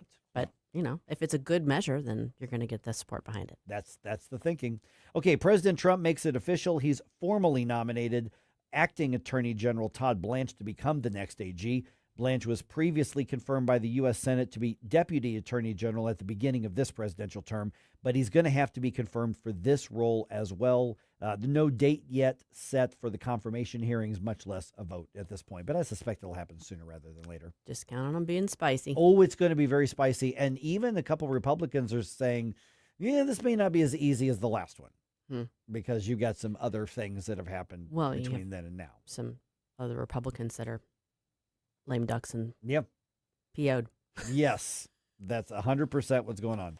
All right, after back and forth strikes between Israel and Iran, President Trump demanding all sides stop shooting, his word, and come up with a peace deal. I don't know that Iran's going, well, let's see what President Trump has to say before, but anyway, the president, before heading back to the White House after attending the NBA Finals, he spoke to reporters saying that he wants both countries to stop firing, and then obviously he talks about the goal with Iran and the nuclear weapons. They were going back and forth, and now they both agreed through me to stop, and we're in the final throes of what will be a very, very good deal that will not allow in any way, shape, or form nuclear weapons. Final throes. That's the new word.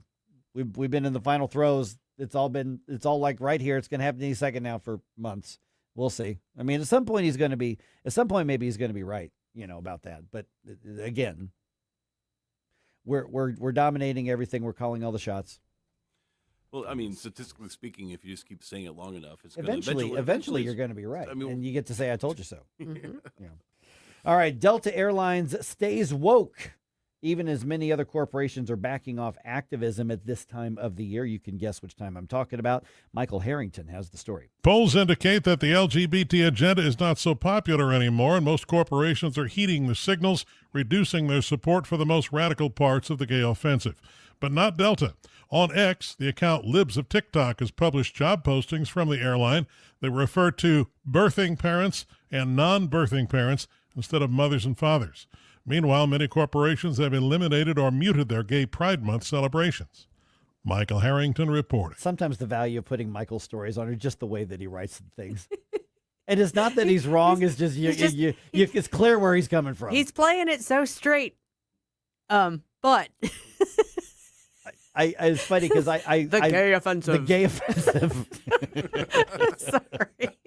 I mean, the thing is, from an actual denotative standpoint, well, that's not wrong. I know. Any just activism is is having. Gay offensive sounds like the world's worst rock band name. Yeah. I'm just imagining like a militia of just nothing but like rainbow gays going out in the streets, That's right. roaming at night. Can you? What would the battle cry be? Hey,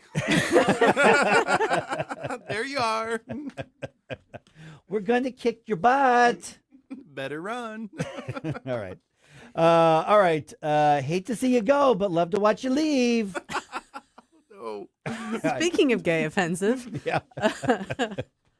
All right. The Cardinals are in New York to start a series with the Mets tonight. Dustin May is going to be on the mound for the Redbirds. He's only 3-6 on the season. We want to see a little more out of him. First pitch is set for 6:10. The Billikens and the Tigers are going to meet on the basketball court this coming season.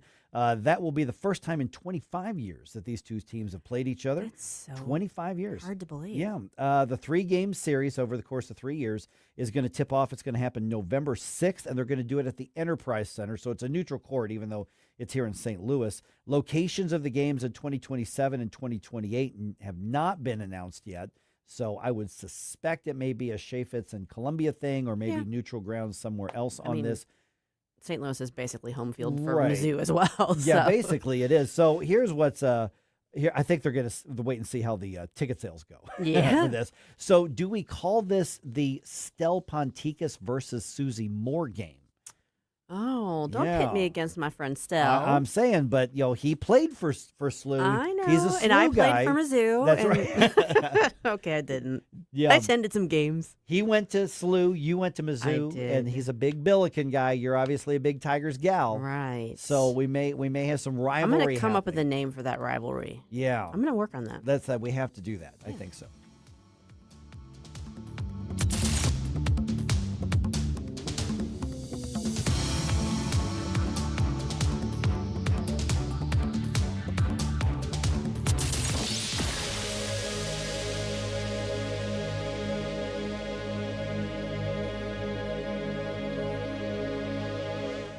Tired of settling for generic fishing gear? Say hello to Bullseye Bait and Tackle, O'Fallon's one-stop shop for serious anglers. Live bait, premium tackle, rods, reels, and an unbeatable selection of lures from top brands like Megabass, Zoom, and Berkley. Whether you're after bass, catfish, crappie, or bluegill, they've got the gear to help you land the big one. Plus, their expert team, led by Mark and Liz, provides rod and reel repair services. Bullseye Bait and Tackle, 266 Fort Zumwalt Square, or at bullseyebaitandtackle.net. Dude, this house is perfect. Crumbs everywhere, sticky counters. I've already texted the colonies. Sweet, I'll bring my 500 cousins. This'll be the biggest ant rager of the summer. Let's party! Wait, oh, what's that sound? Oh, no, it's those trucks with the green wheels. Party's over, man. Party's over. This is Derek, the owner of All Solutions Pest Control. We'd love to help you out. Give us a call today at 636-486-7888 to learn more about our special $67 offer. If a pest-free home is your goal, call All Solutions Pest Control. Hey, Jamie Ullman here for Window World. Did you know that Window World offers a lifetime warranty that covers all parts, glass breakage, and labor? They are one of the only 2 replacement windows with the Good Housekeeping seal of approval. Window World St. Louis has been owned and operated by a group of born and raised St. Louis residents for more than 23 years, and now Window World is offering 36 months same as cash financing with approved credit. Call them today, 800-GET-WINDOWS for a free in-home, no-pressure estimate. That's Window World at 800-GET-WINDOWS. KLGY HD3 Clayton, K270BW Belfast, KNBS Bowling Green. This is News Talk STL at 1019, 94.1, and always streaming at NewsTalkSTL.com. News this hour from Town Hall. I'm Rich Thomason. The latest developments out of the volatile Middle East. President Trump says the pilots involved in a U.S. helicopter crash near the Strait of Hormuz are okay. The pilots are fine, yeah. And what? Nobody injured. The New York Times first reported that a U.S. Army attack helicopter went down near the strait in unclear circumstances. The crash came after Iran and Israel exchanged fire, imperiling talks over solidifying a shaky ceasefire in the Iran war. President Trump insisted that an Iran deal is coming. If we go and bomb, which we can do very easily if we want, and we spend another 2 or 3 weeks bombing, they'll have nothing left whatsoever, but you won't have the strait open for months. If we do the bombing, a lot of people are going to be killed. Who wants to do that? I don't. And we'll have a signed document that's actually stronger than doing the bombing. I'm Haya Panjwani. Maine's closely followed U.S. Senate race is among contests being decided in today's primaries. Voters are also going to the polls, casting ballots in primaries in Nevada, South Carolina, and North Dakota. Looks like 2 Democrats will face off in the Los Angeles mayoral runoff. AP has called second place in the LA mayor's race for Nithya Raman over Spencer Pratt. Spencer Pratt had a lead over Raman on election night, but ever since then, in every single update, Raman had been gaining on Pratt. Raman got the lead on Sunday night, but just by a few thousand votes. That lead grew on Monday night, which is why we called the race. Correspondent Stephen Olemacher says the second-place vote-getter will face incumbent L.A. Mayor Karen Bass. The death toll has risen to 101 in the Ebola outbreak in eastern Congo. 550 cases of the disease were confirmed as of Sunday. Watching Wall Street, the Dow futures are up 105 points. NASDAQ futures ahead 271. The S&P futures 34 points higher. More on these stories, townhall.com. It's finally happening. The Fed is making a change in leadership, and that could have a profound impact on the value of your retirement. When interest rates go down, the value of precious metals like gold and silver can surge. Call Advantage Gold right now at 800-900-8000 and get your free gold and silver investor guide, a $49 value, plus a free copy of Ken Rogoff's insightful book, Our Dollar, Your Problem. Inside, you'll get honest information about gold, silver, and other precious metals, so you can explore your options with clarity and confidence. Our specialists can help you open a new account or transfer funds from an existing IRA, tax and penalty free. Markets can turn fast, but gold has maintained its value through every cycle, often holding strong when other assets falter and when the dollar weakens. Are you positioned? Don't miss this opportunity. Call Advantage Gold now at 800-900-8000. Results may vary. Consult your financial advisor before investing. Call 800-900-8000. That's 800-900-8000. From the News Talk STL Weather Center. I'm meteorologist Shan Scotch with your First Alert forecast. We've issued a First Alert weather day. That's going to be set to go from Tuesday all the way through Thursday. So yes, today going to be primarily focused on some dangerous heat. The heat index up to 107, up to 104 into Wednesday and 105 into Thursday. Wednesday afternoon and Thursday afternoon could be looking at some potential strong to severe storms once again. But going to be tracking this heat looking to fall off as we head off into Friday.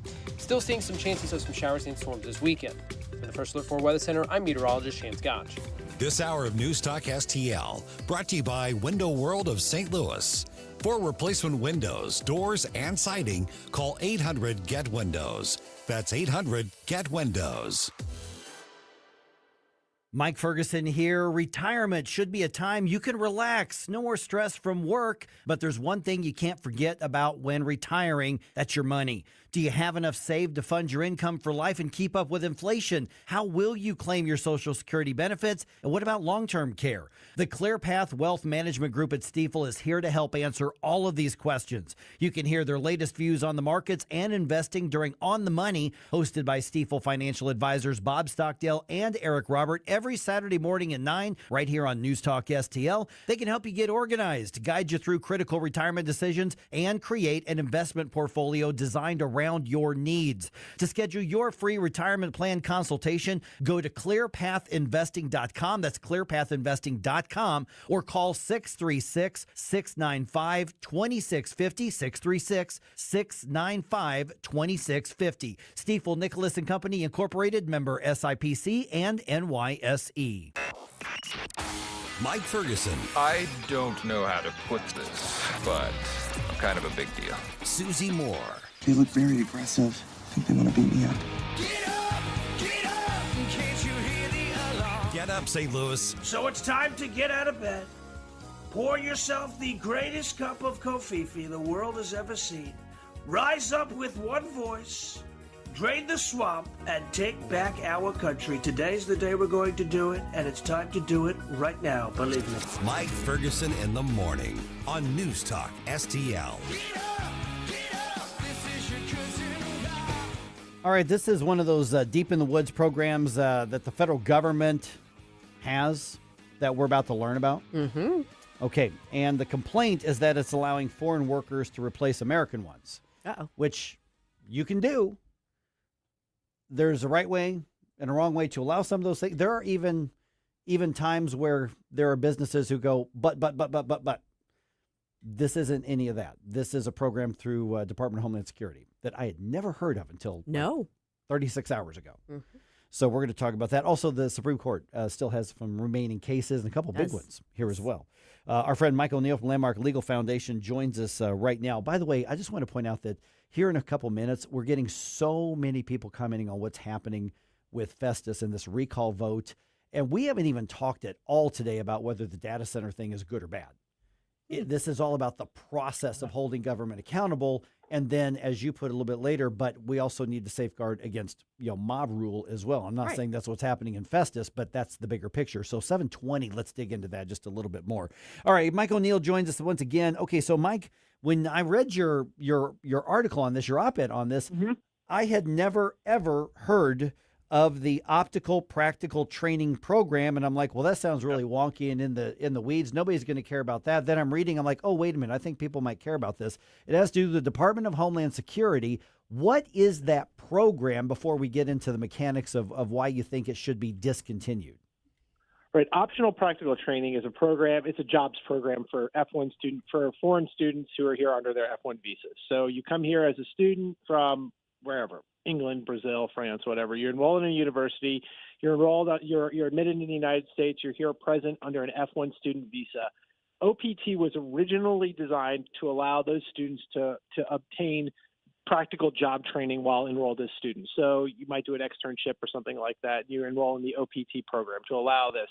What happened was over the years and lobbyists, et cetera, pressured what was originally Department of Justice, now the Department of Homeland Security. It's kind of morphed into this program. They expanded the program as government programs do. They inevitably, they never contract, right? They never go away. Mhm. They always expand. It's almost a rule of physics.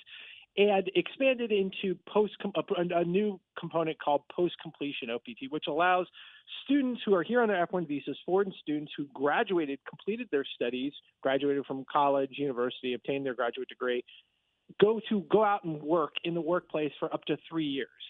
So you graduated from college, you're no longer a student, you're here ostensibly under the F1 visa, which provides that you can only be here to maintain solely for, the statute says you're here to solely pursue a course of study, but you're not pursuing a course of study. So you're not here pursuant to the statute, but you're kind of in this administrative limbo program that was created not by a statute, not by Congress, but by the Department of Homeland Security. And you're allowed to stay here for up to 3 years. Now, what happens is in STEM jobs. So if you have a degree in chemical engineering, for example, you're allowed to stay and and be employed for whatever company you want to be employed for, or whatever company will employ you for up to 3 years. Now, it's problematic because it's not authorized by Congress. And we always talk about this repeatedly with you guys. I talk about the importance of separation of powers.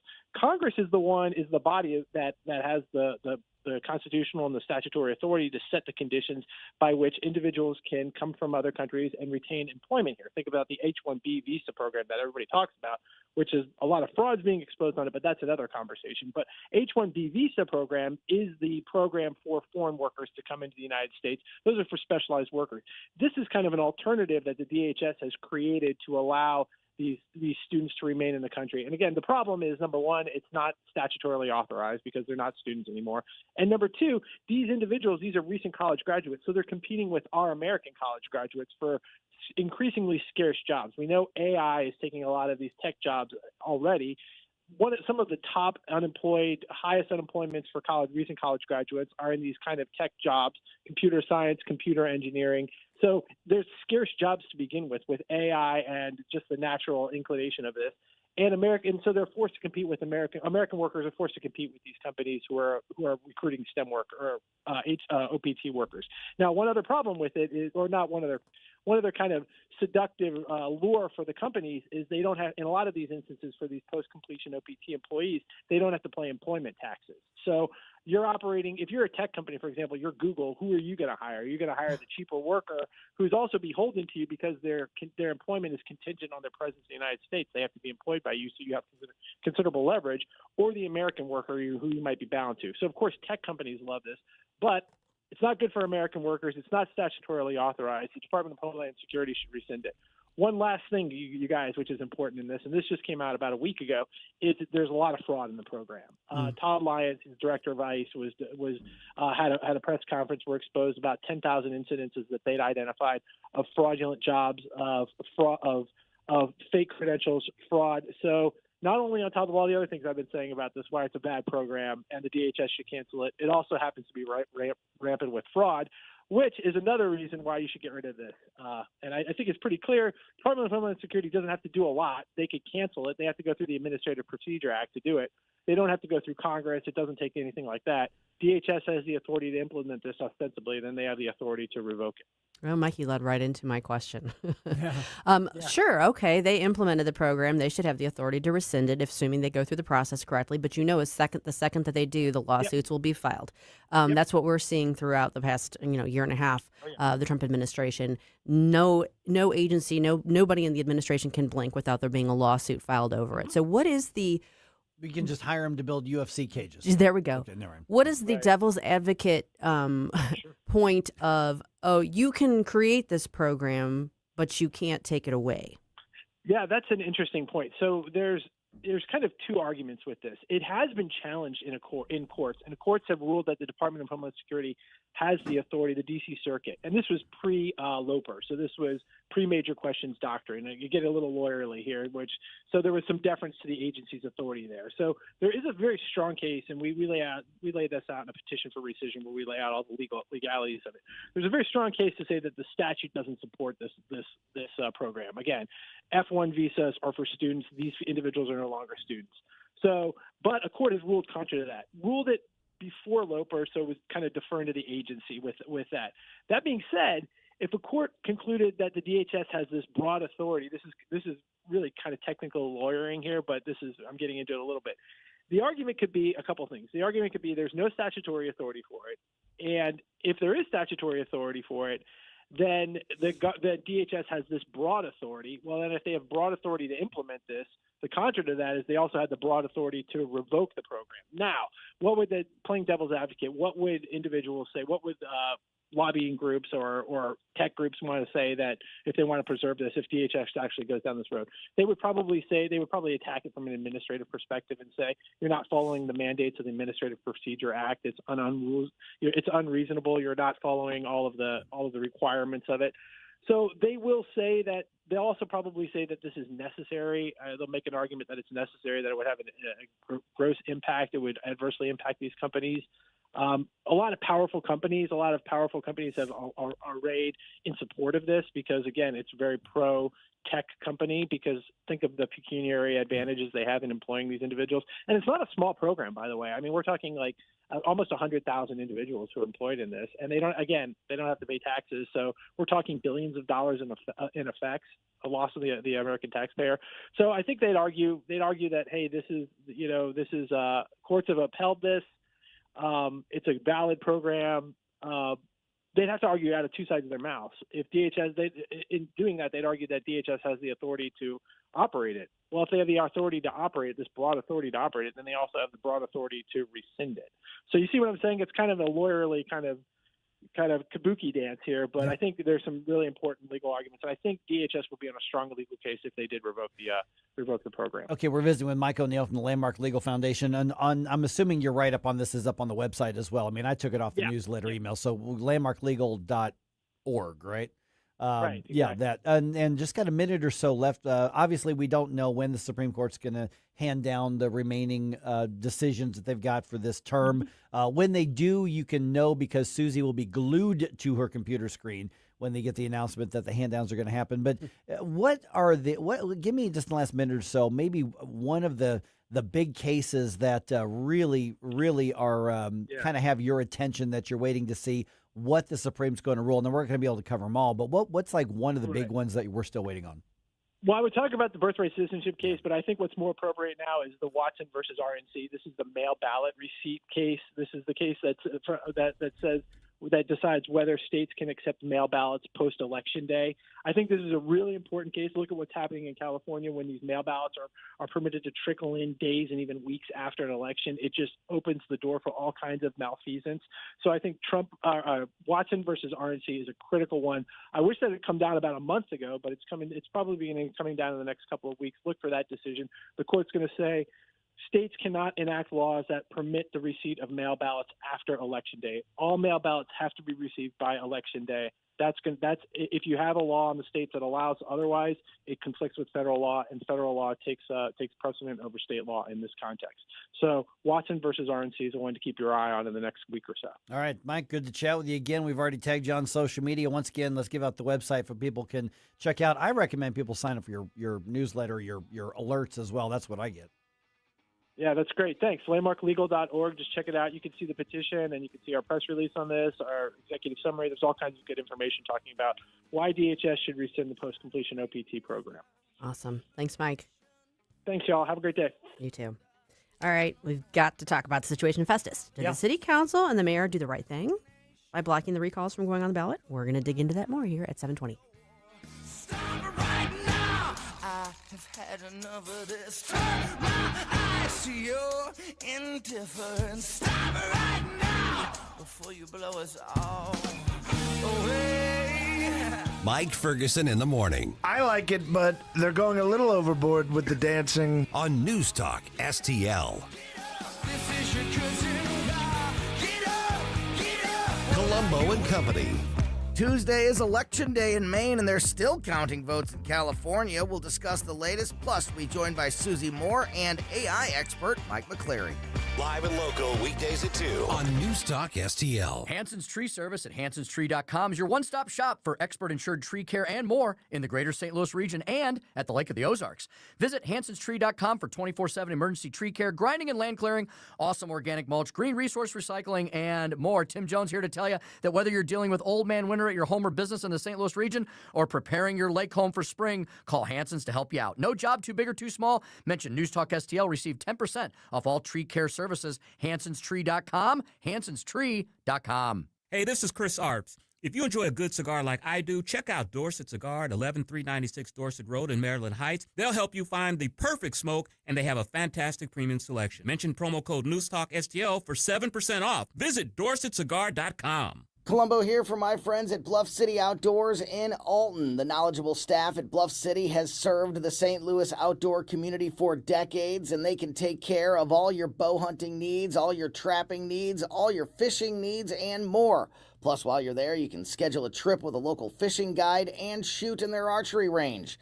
Bluff City Outdoors is open 7 days a week, 1 mile east of Fast Eddie's at 2813 East Broadway in Alton. Follow them on Facebook and at bluffcityoutdoors.com. Staff's Pizza, you know the name. They're famous for their St. Louis style pizza, but don't forget their party platters for any occasion. Steph sandwiches, pasta, and pizza are always a big hit at any get-together, and the party platters make it easy. 4 great locations: St. Peter's on Juggerman, in St. Charles on Zumbell, Pond Ford Trail in Lake St. Louis, and the original Stephanitas in O'Fallon. Check them out at stephspizza.com. And remember, tonight's a good night for Steph's Pizza. This is 101.9 and 94.1. I have to tell you, if this is how they're going to behave, I'm rethinking my position. News Talk STL.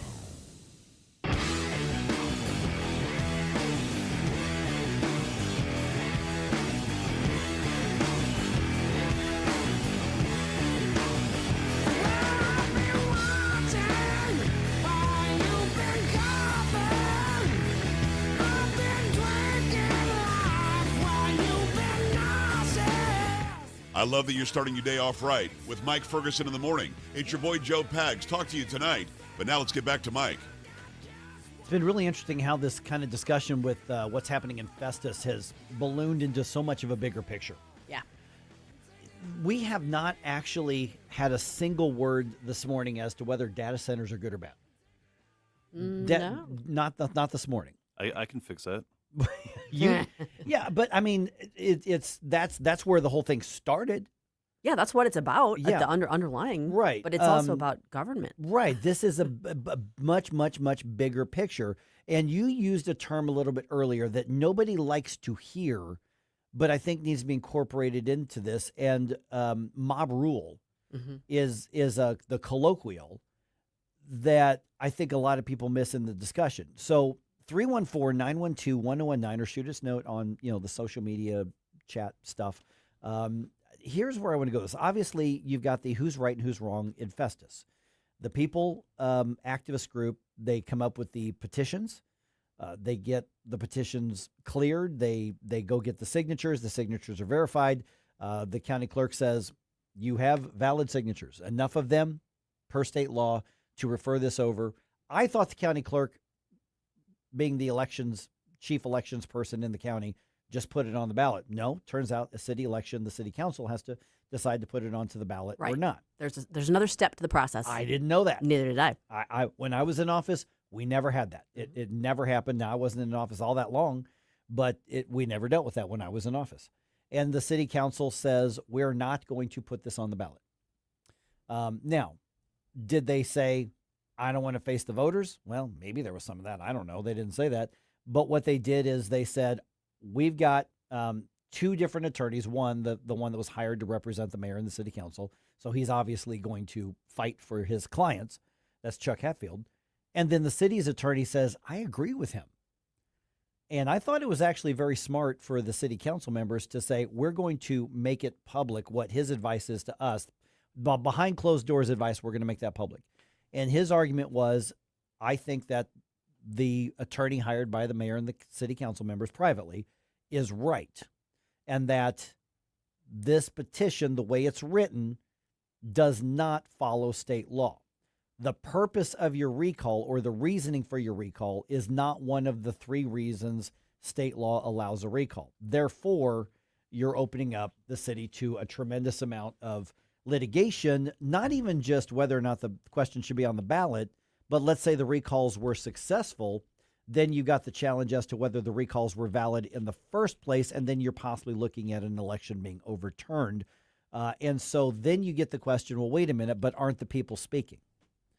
Or are you denying them the right to speak in a recall election? Mm-hmm. That's a fair question. Sure. Now the people speak in every year in the municipal elections as it is. And so that comes down to the balance of all of this and the checks and the balance. We want to always know that we've got the checks and the balances over the government, but nobody likes to hear but maybe on people as well. And we don't like to hear that. Maybe that's right, maybe that's wrong, but we don't like to hear it. Well, there's lots of things we don't like to hear. Right. I think something that's being kind of lost in our discussion of this, too, is, okay, like you were saying, like you didn't know that there was this added step where the council actually then had to vote whether or not to put it on the ballot or not. And I've been in elected office, and I didn't know that. Well, right. But how did that provision get in there? Right. Someone chose to include that provision in their city charter. Is it the city charter? Well, they're a third-class city, so they're not a there's charter no charter. city. So this would all be under state law. State law. Yeah. Okay, but so someone somewhere along the line decided that cities of this nature have this requirement. Mm-hmm. If you don't like that, you can push to change that as well. Right. And that would have been written into law by somebody who was elected across the state. Correct. And again, you have the final say in who you elect. What you want to be careful of is setting up a situation where, I'm going to analogize it here. Bear with me. Sorry, I don't have all my coffee yet. Okay. Do we want a sitting president to be dealing like all the time, constantly with lawsuits against him personally, her personally, impeachments? I mean, there's different ways that you can check someone's power, but do you want the bar to be doing that so low that the person can't actually hold their office and actually do their job? Is the president part of my tribe, or is it on the other tribe? Now, Mike, stop. Taking yourself out of tribalism. If you're not looking at it through purely partisan lenses, if you want an elected official to be able to do their job, you cannot hamstring them in such a way that they literally cannot, because you're constantly throwing, impeachment at them, or in this case, recall. Yeah. There needs to be a recall mechanism, but it also needs to have some restraints on it, some guardrails on it, so that you aren't just, you're a disgruntled citizen, you don't like what this elected official did, so you're just going to push to recall them, and it's like easy peasy. You can't have that. Right, and that goes to the stability of a government. But let me, because I was trying to think of all the pros and the cons on both sides here. One of the things that I think when you elect somebody, they are the hired help. Mm-hmm. You are electing them to take care of business for the city, so that you can go live your life and not worry about that. What you're hiring, part of what you're hiring that person to do is make a lot of legal agreements, purchasing agreements, hiring agreements, mutual aid agreements. You're talking about them digging through things that you just don't have time. It's not, you hire them to do it. Okay. If there is a constant threat of somebody being thrown out because voters got mad at them over a vote or a policy, you've got a lot of city or county or whatever business that's going to be really difficult to get done at some point, because if you've got an unstable or instability in government, then you can't do some of the functions that government is supposed to, the legitimate functions. Almost every government has illegitimate functions that they should not be doing in the first place. So that's one side of it.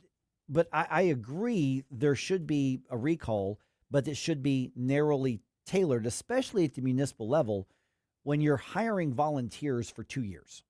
Well, that's a good point, too. You're hiring volunteers for 2 years. Now, Yeah. there may be a little stipend or something.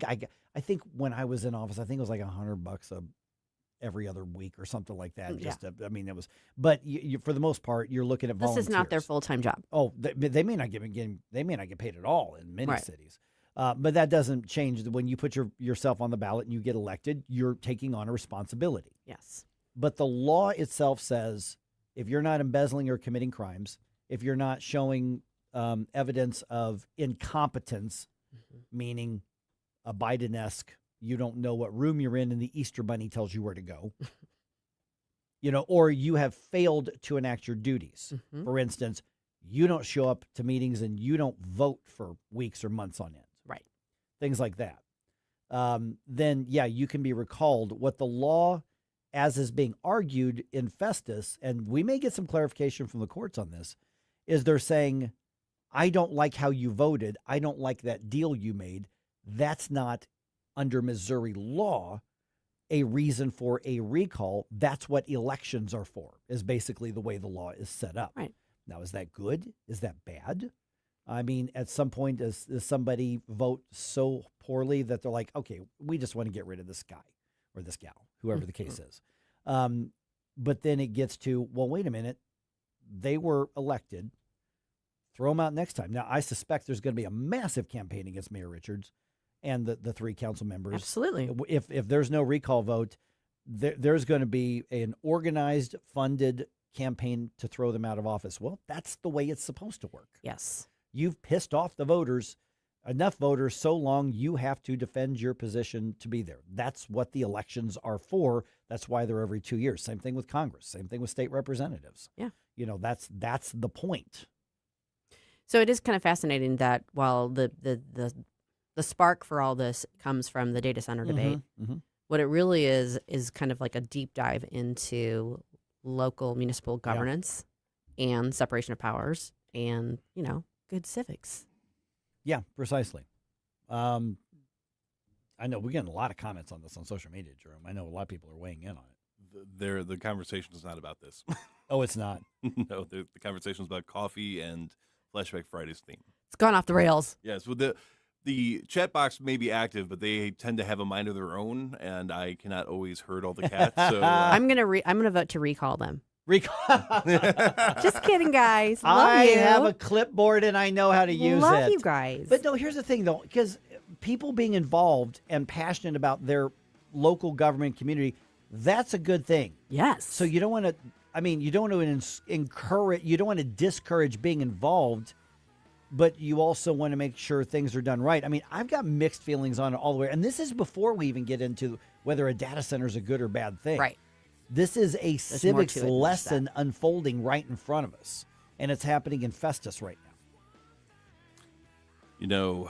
Those darn apartment dwellers and their darned apartments, are they really a drain on our communities, or are they getting a bad rep from politicians? We're going to sort out the facts from the fictions coming up here at 7:35.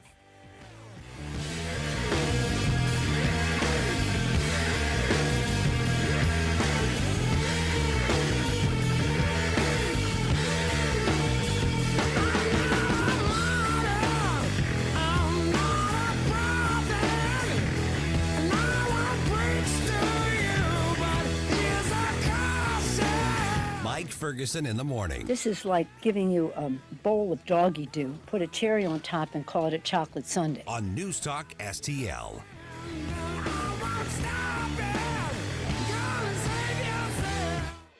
From the NewsTalk STL Weather Center. I'm meteorologist Chan Scotch with your first alert forecast. We've issued a first alert weather day. That's going to be set to go from Tuesday all the way through Thursday. So yes, today going to be primarily focused on some dangerous heat. The heat index up to 107, up to 104 into Wednesday and 105 into Thursday. Wednesday afternoon and Thursday afternoon could be looking at some potential strong to severe storms once again. But going to be tracking this heat looking to fall off as we head off into Friday. Still seeing some chances of some showers and storms this weekend.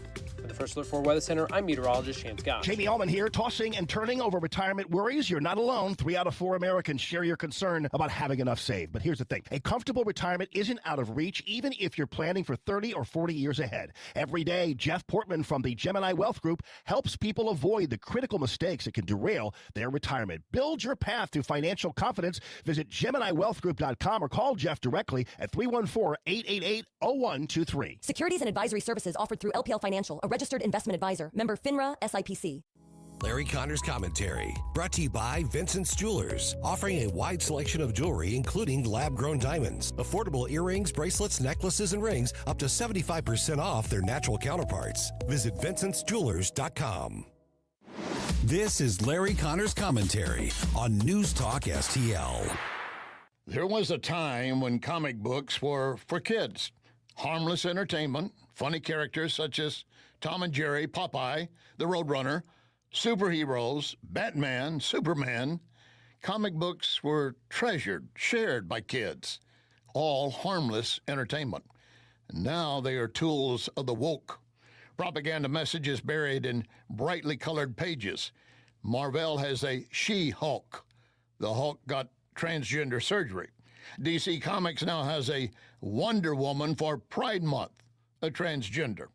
If it's not enough that you have to police what your children see at the movies, TV, on their computers, their phones, now be alert for propaganda comic books. By the way, Steven Spielberg has a new movie coming out titled Disclosure Day. He says his movie raises the question, is God as we know him the only God in the universe? Or is there a different God in a different universe? Now, he says his movie will question a Christian's faith, have them question their own faith.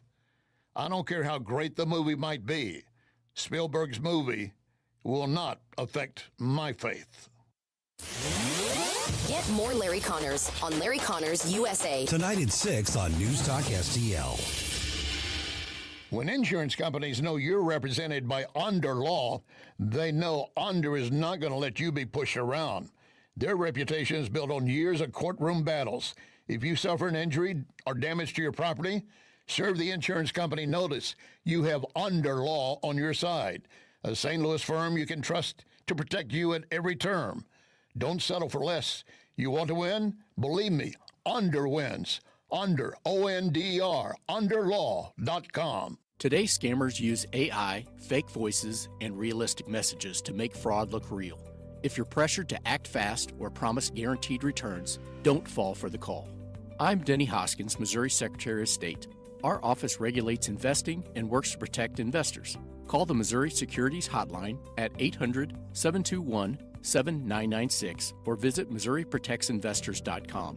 Paid for by the Missouri Investor Education and Protection Fund. This is a public service announcement. Hey, Colombo here for Intervine, a great local company that has customers all across the country due to the quality of their products. Intervine has the best flashlights, lanterns, headlamps, and even batteries, including the new Monster 2000 Lumen waterproof lantern and the Sentinel 2000 self-defense flashlight. Our home and vehicles are full of great Intervine products, and right now you can shop their website and get 25% off your entire purchase just by using my name, Tony, as your promo code. That's promo code Tony at Intervine.com. News, analysis, opinion. She is making New York less safe. President Trump has done more to protect the citizens of New York than she has. It's not in China's interest or anyone's interest for there to be any sort of forced change in the status quo. 101.9 and 94.1 News Talk STL.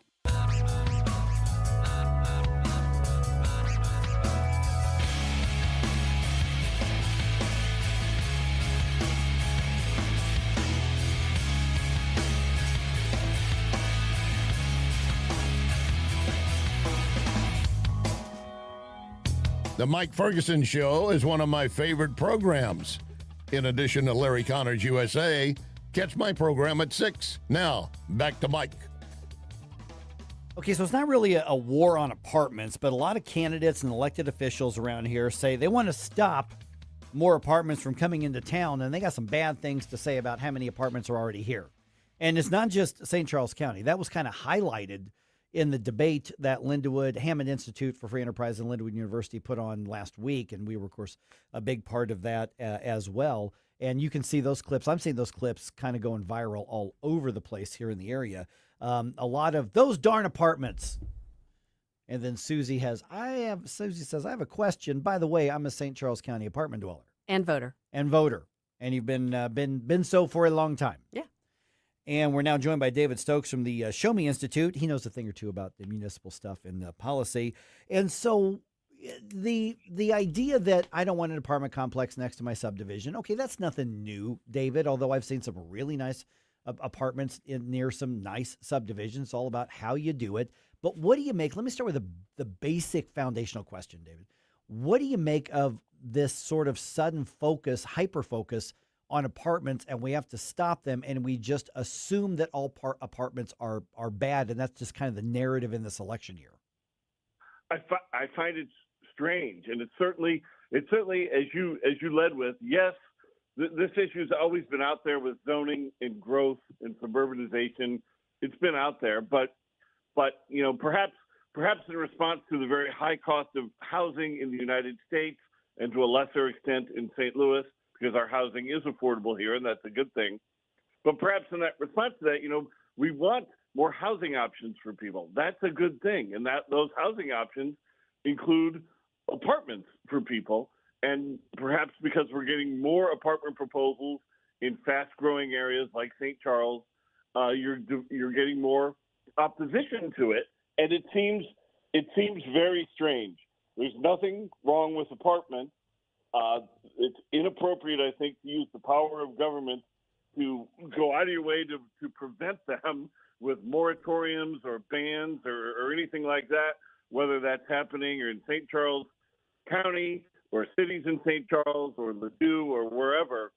But indisputably, it's been a growing area the last year, and I find it strange, and I also find it, in simplest terms, wrong. I mean, the frustrating aspect of it is you find people who would generally strongly support property rights, and suddenly when it's the right of a property owner to build apartments on their own property, it's like everybody comes out and says, well, suddenly we can tell you to do what we want with your apartment however we want to. So that's the frustrating part about it. David, I feel like there are, don't listen to her. She's an apartment dweller. I've been both a homeowner and an apartment dweller in St. Charles County. I feel like I had to do that. I'm sorry. Anyway, can't do anything with that guy.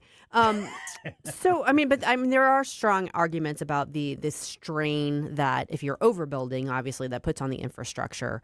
How do local officials, particularly since most of these are going up within municipalities, they're not county decisions, they're actually municipal decisions. But how do municipal leaders strike that balance between, you want to encourage growth, but you don't want to grow too fast and you don't want to grow in the wrong way? Well, historically, and we're celebrating our 250th anniversary as a country, and until about the last 20 years, we didn't subsidize many things, and we need to go back to that. And that's how municipal officials would think. So many of these apartment complexes, whether they're mixed-use developments or whatever they may be, not all of them, but many of them come with tax subsidies, granted out tax abatements. And this is throughout the whole area. I'm not picking on St. Charles or wherever. So then you get these new apartment buildings that generate traffic and all those concerns, and they don't generate the taxes to help address those concerns. So the easiest thing at the municipal level is for people to stop the tax abatements for it, and then we can address the problems they cause, and problems in air quotes, things like traffic and the like, being that the new development generate taxes, and you take those taxes to help develop the infrastructure to deal with that growth. And that's how St. Charles operated for many, many years, and very, very successfully. And that's the model that the whole region should be following. Stop the subsidies, take the new taxes, and invest in the infrastructure to address it. Yeah, I want to dig down a little bit deeper on that, because another aspect of what some, and again, I'm not, right now people are looking at St. Charles County, but we're seeing this, like you said, in St. Louis County, we're seeing it in Jefferson County, we're seeing it all over the place, is that among those arguments, the roads is a big one, David, absolutely. Others are saying, well, there's a lot of young families, a lot of kids are going to school district, but they don't pay property taxes, and so therefore they aren't contributing, and taxpayers are left on the hook for them not paying their fair share, essentially. I'm putting words in their mouth, but that's essentially what they're arguing. And truly, there's a lot of people who are starting off their careers and they're having their kids and they're living in apartments and rental housing. But the argument is you're not putting in what you're getting from the services, even if you're middle income or even upper middle income. And that's one of the arguments. I don't think the necessarily the economic reality bears that out unless there are those tax abatements involved in that take out the property tax aspect. Right. So to start with, let's leave the abatements aside. The abatements are a problem. Beyond that, no, I do not agree with the economic argument. And I know you were just putting it out there, not saying this yourself. I don't agree with the economic argument that renters don't pay their fair share. I mean, just because they don't directly pay a property tax or a real estate tax through a bill, they're paying their real estate tax through their rent. Like the apartment owner, the building owner is paying rent. And if it's a commercial development, as most of the larger ones are, they're probably paying more taxes than single family homeowners are, based on a percentage of the value at least. So I don't agree that apartment owners or apartment renters don't put their fair share into the public services. I'm sitting here talking to you from my house in University City, and yes, where I live is a single family home neighborhood. But just to the block north of me on Delmar is a lot of apartments. To the block south of me on Pershing is a lot of apartments. And I can tell you that my family and I have never ever looked around the neighborhood and thought, you know what, we live by too many apartments. Like it just doesn't come into play. And I do find the reaction to this strange. And yes, St. Charles seems to be where we're talking about it now. The excellent debate you guys hosted a week ago, talked about it a lot, but it's happening in the whole region. Ladue has a debate on one going on right now, which is really riling up that community. And if you're going to rile up a community, Ladue's a heck of a one to rile up. And it's just an issue going on. But we all want places with young families to have nice places to live. We all want young families to be able to have affordable places to live. And if you start banning apartments or take these short-term moratoriums and make them permanent, and I think some of the St. Charles officials who were quoted in the Post-Dispatch said this, in a couple of years, you're going to look around and say, why is everybody moving to Lincoln County? Why is everybody moving to Warren County? And there's nothing wrong with either of those two beautiful counties, but you're going to drive people away due to the high cost of housing in St. Charles or St. Louis or wherever. Apartments and duplexes and those things are one of the options we need to have to hold the cost of housing down for everybody. Well, and that's one of the other points. I mean, people talk about the idea of like starter homes, and we all kind of have that idyllic idea of a young family starting out and having a nice little home, recognizing it may not be their long-term home, but it's a starter home. But with housing being as expensive as it is right now, that's not an attainable goal for a lot of young people. And yet, I don't know. Obviously, we want to strike the balance, too, between government being so involved in the process that you've got nothing but government overreach and it's interfering with just sort of the natural economic order of things. But the policies they pursue, to me, it just comes back to having to strike that balance. You do have to strike that balance. There are legitimate infrastructure issues that cities and counties need to plan for, sewers and water and roads and sidewalks and the like. And that's legit, but going too far into this, we're going to ban them, or these moratoriums become bans. That's a real problem, and you see that in the Ladue debate right now, where there's a proposal to put apartments just south of Hilzinger on the west side of McKnight. It's in an old industrial area. It's now, and I'm going to get to a legitimate concern about it in a second, but. It's not like it wasn't a single-family neighborhood that's being converted to apartments. It's an empty area. It's an old industrial area that's barely being used now. And somebody bought it, and the company owns it, and they want to build apartments and some duplexes there. And it's frustrating to see people talking about this as if it's just assumed the government has the right to stop this. Like, you want to do this with your property? Well, we're going to tell you that you can't. And it's doubly frustrating to hear that from people who, in most cases, are strong supporters of property rights. And I live in this general area, mid-St. Louis County, and I want more housing options for people of all types, including affordable ones in this region. And apartments are one way to do that. Now, that particular area, I think, has some legitimate flooding concerns. My friend Bob Chris at WashU has raised these, and I think that's a legitimate thing to be worried about. And that's the same thing in St. Charles County. There are parts of St. Charles along the rivers in the floodplain where development, that's a very legitimate concern about restricting some development. But beyond that, you're getting objections to these things in areas with no environmental concerns, parts of sort of west central St. Charles and the like. And again, you start banning it all, where are people going to live? Like, you want people to be able to live in the St. Louis area, and we're going to drive them out with the idea that we need to protect every farm, even if the farmer wants to sell. That's the trick here. Yeah, and of course the supply and demand laws are very simple. You ban the construction of anything, what's the inventory that's left is going to become more and more and more expensive and unaffordable.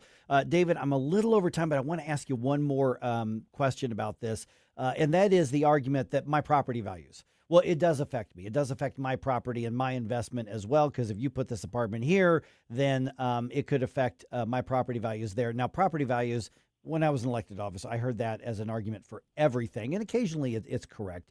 But what's your response when they say, no, we don't want a bunch of apartments because then it's going to devalue our single-family homes, and this is our biggest investment in our life? Here's where I'm going to make everybody mad. Maybe not you two, but a lot of your listeners. It's not the job of local government to say it's to protect property values. Like, you may not want to actively do things, to go, we need good roads. We need good police. We need good things that also have an impact of increasing property values. But to say we're not going to allow supply and demand to take place, we're going to violate the property rights of people who own land or want to sell land and build duplexes or apartments.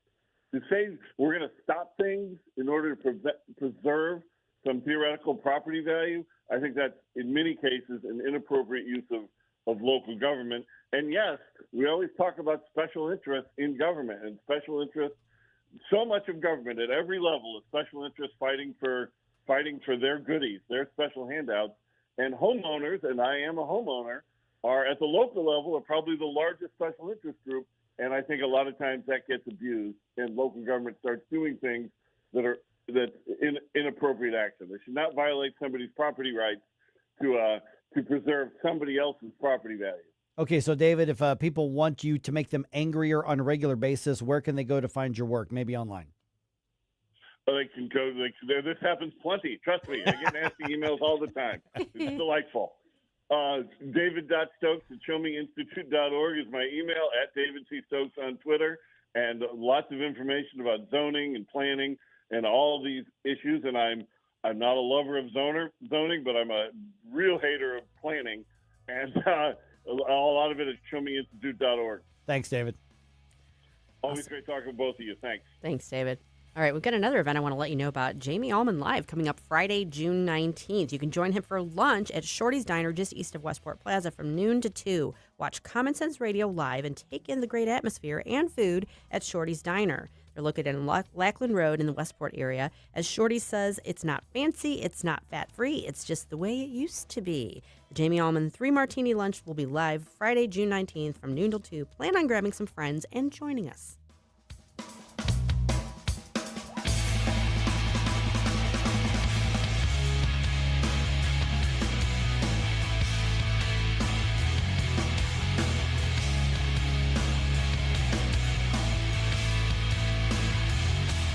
Okay, so let's talk about your single-family home that you've got, and you're in U City where David is, or you're in Ladue, you're in Clayton, you're in Hazelwood, you're wherever, and you just want your home to be the best it can possibly be. Not just curb appeal, but that ownership, that pride of knowing that your home stands out and it reflects you and your family. Lime Concrete Block. I'm telling you, limeblock.com. This is the website to go to. Mike Ferguson here. Here's what you do. They have been supplying St. Louis since 1947. Give them a call or just go to limeblock.com or just put Lime Block right in your maps. It'll take you right to where they are with everything they have. You say, I've got this idea. I want that retaining wall. You know what? I want that walkway. I want that stone walkway. I want that seating wall around my patio. You know, I want that. I need that ready mix concrete. I want that outdoor living space.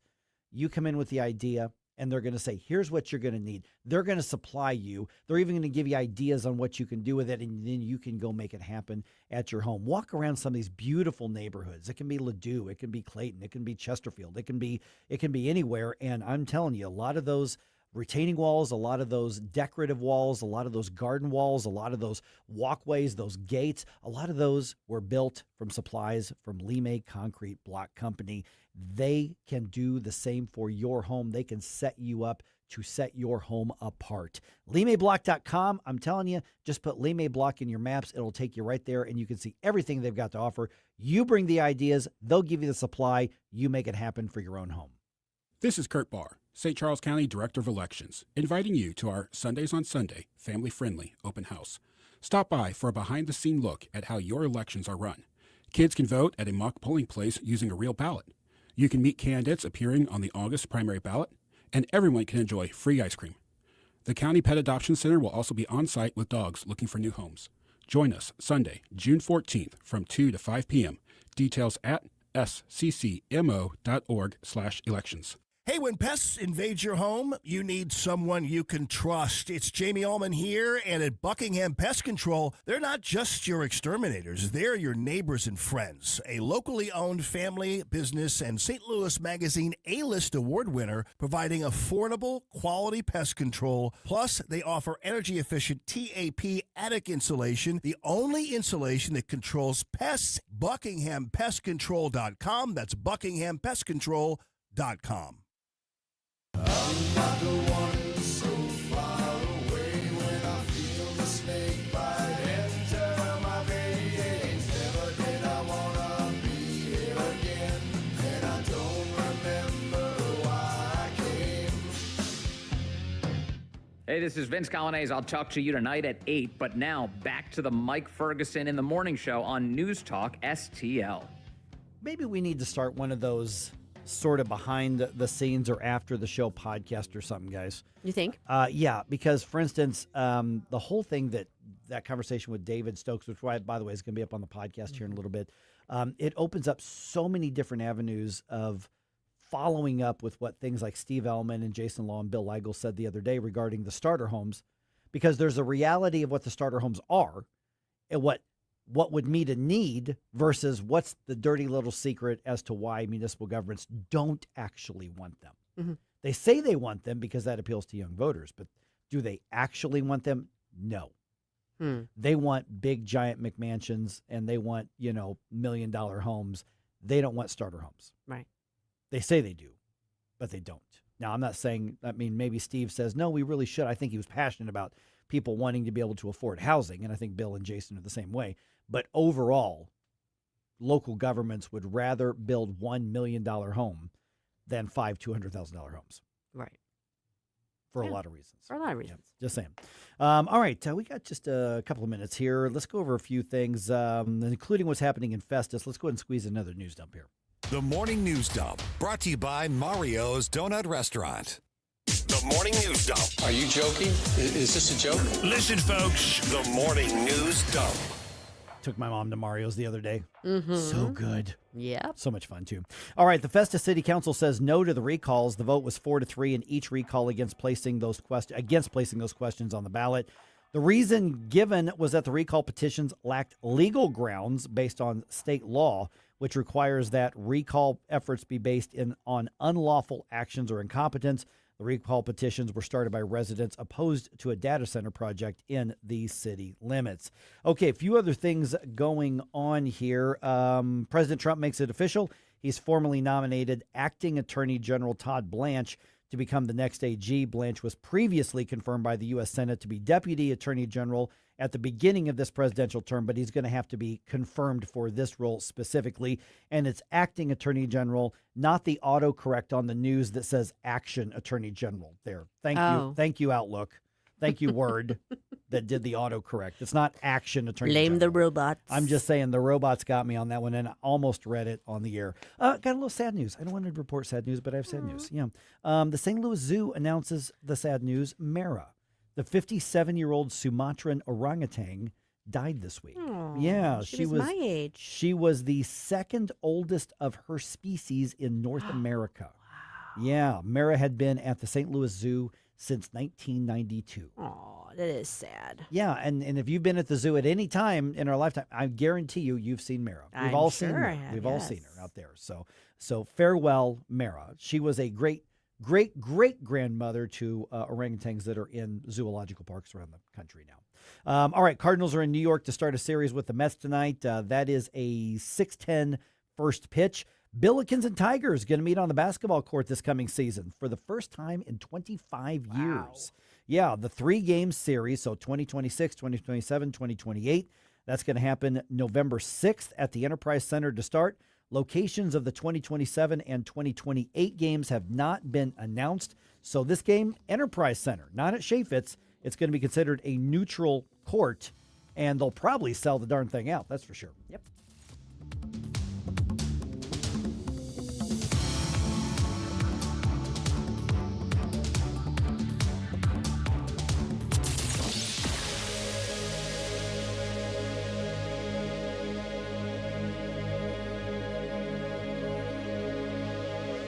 $1949, the last time a Republican held the top post in St. Louis City. A gallon of milk was 84 cents, and streetcars ran down Grand Avenue. Unfortunately, St. Louis City streets are no longer the epicenter of family and business life. In the 80 years of Democrat control, our city has been on a steady decline. Hello, Kirk Hilzinger, chairman of the Republican Party for the city of St. Louis, and we believe it is our duty to provide a different path forward. I invite you to our meetings the first Thursday of every month. Learn more at stl-gop.com. Paid for by St. Louis City Republican PAC, Curtis Farber Treasurer. This year, America turns 250, and News Talk STL is celebrating our nation's semi-quincentennial all year long. News Talk STL, #1 for live and local Soros-free talk, with proud supporters of our 250th birthday celebration. D. Gregorio's Italian Market, AAA Motor Speedway, and American Family Insurance. 250 years strong, and we're just getting started. 101.9 and 94.1 News Talk STL. The Herzog Tomorrow Foundation provides private school tuition scholarships through Missouri's new Most Scholars program to cover the cost of accessible, high-quality schooling. Hi, this is Myella Esser with the Herzog Tomorrow Foundation. Our private school tuition scholarships wouldn't be possible without the support of generous Missouri taxpayers. If you're a Missouri taxpayer interested in redirecting your tax dollars and sending them to Missouri students in need of a better education, please contact me at herzogmostscholars.org. Better education for students creates a better tomorrow for all. Learn how you can help provide a better education for Missouri students at herzogmostscholars.org. That's herzogmostscholars.org. Also, sign up for The Lion, an initiative of the Herzog Foundation that carries articles covering a wide range of issues facing American families and culture. herzogfoundation.com. That's herzogfoundation.com. KLGY HD3 Clayton, K270BW Bellefonte, KNBS Bowling Green. This is News Talk STL at 101.9, 94.1, and always streaming at NewsTalkSTL.com. News this hour from Town Hall. I'm Rich Thomason. The pilots are fine. That's President Trump's report on the fate of the 2 crew members who were on a U.S. military helicopter that crashed near the Strait of Hormuz. The president says the 2 service members were successfully rescued. The shaky Israel-Iran ceasefire is holding as the 2 combatants have quit trading fire. Israel's strikes on Hezbollah and Lebanon apparently opened a rift between President Trump and Israeli Prime Minister Netanyahu. President Trump publicly warned Israel not to strike Beirut in its war with Iran-backed Hezbollah militants. When it did on Sunday, Iran responded by firing ballistic missiles at Israel for the first time since the April ceasefire. Israel then struck Iran, with which Mr. Trump has been engaged in weeks of high-stakes negotiations. The fighting has since died down, but the differences between the two leaders may persist.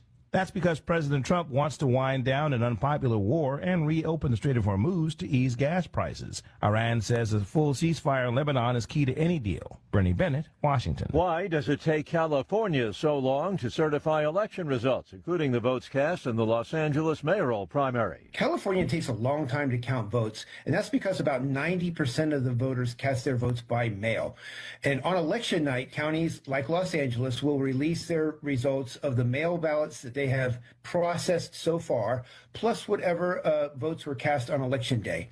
Mail ballots typically favor Democratic candidates more so than Republican candidates, and especially in this race, we have evidence that Democrats held onto their ballots all the way up until the final days of the race, perhaps while they were waiting for the governor's race to settle. Correspondent Stephen Olemacher says incumbent L.A. Mayor Karen Bass will face another Democrat, Progressive City Council member Nithya Raman, in the runoff. Wall Street, the Dow futures up 168 points. NASDAQ futures ahead 226. More on these stories at townhall.com. Hey, I'm Kirk Cameron. Is health insurance eating up your budget for 2026? If you're looking for ways to better steward your finances, consider this: Christian Healthcare Ministries. It's a health insurance alternative at half the cost. Join CHM today by visiting chministries.org/wellness. While insurance companies tell you when to join, what to pay, and where to go, CHM is different. As a ministry, CHM allows you to share the burden of medical bills with other Christians. You can enroll, switch programs, or leave at any time. Christian Healthcare Ministries. It's a world of difference. CHM has 4 flexible programs. You can pick any certified doctor, surgeon, or hospital that you want for eligible care. So make the switch. Take your paycheck back from health insurance this year. Join CHM today by visiting chministries.org/wellness. That's chministries.org/wellness. From the News Talk STL Weather Center.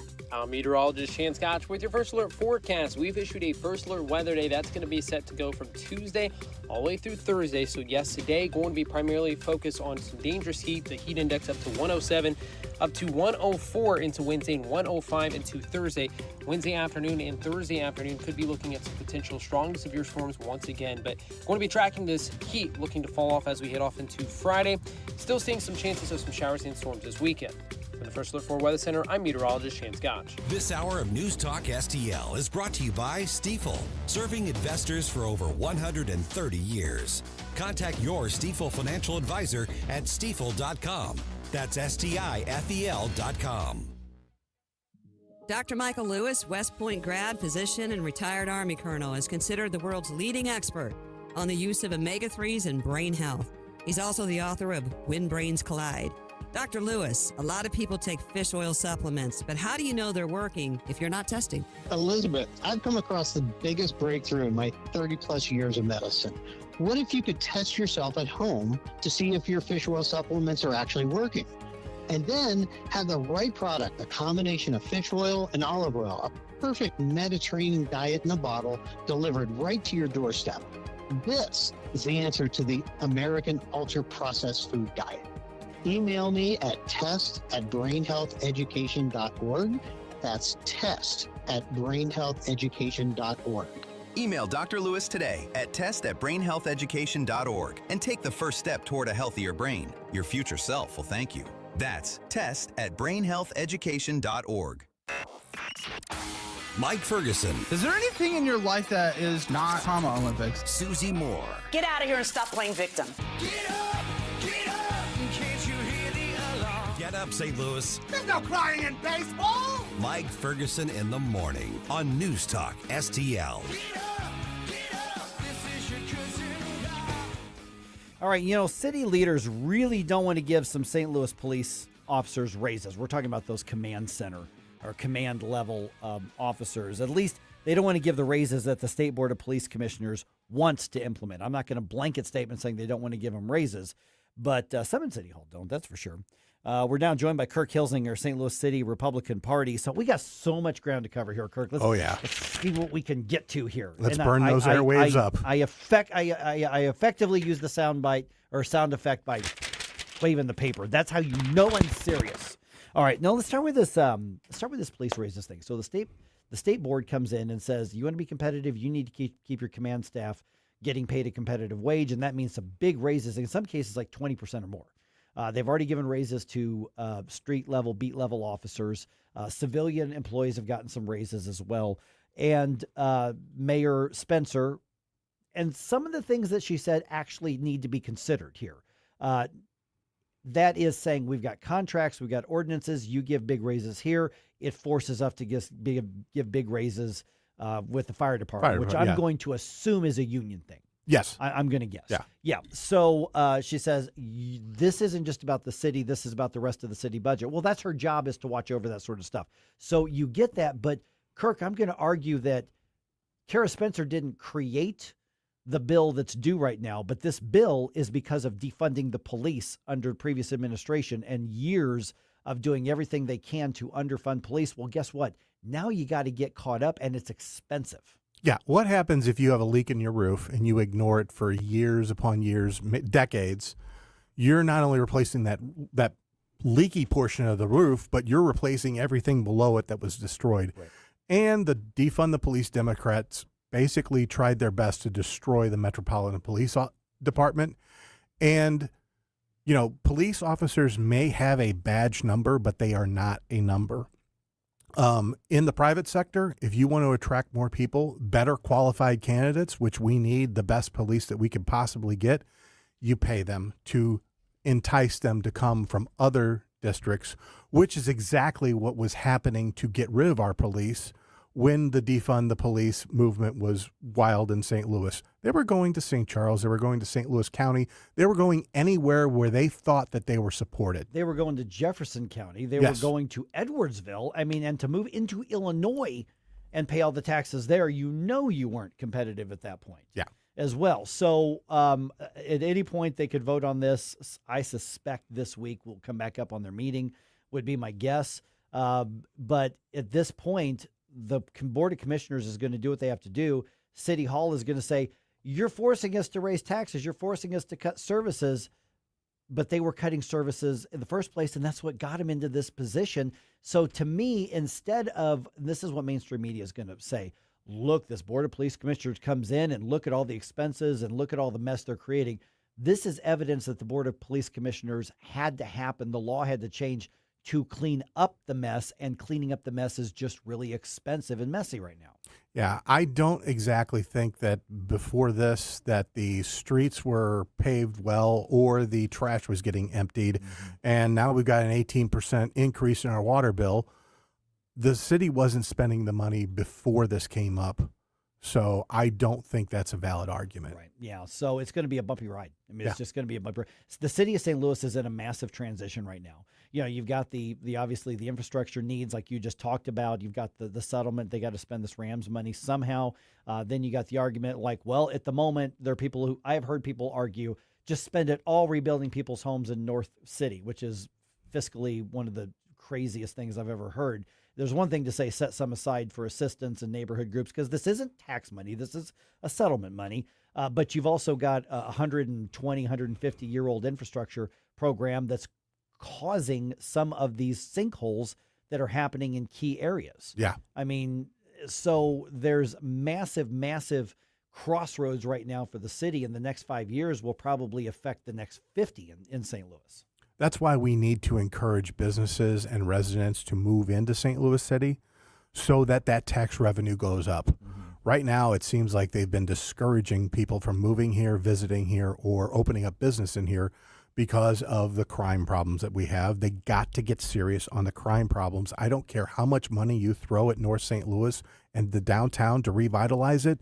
If you can't get people to come here, it's a waste of money. My daughter is...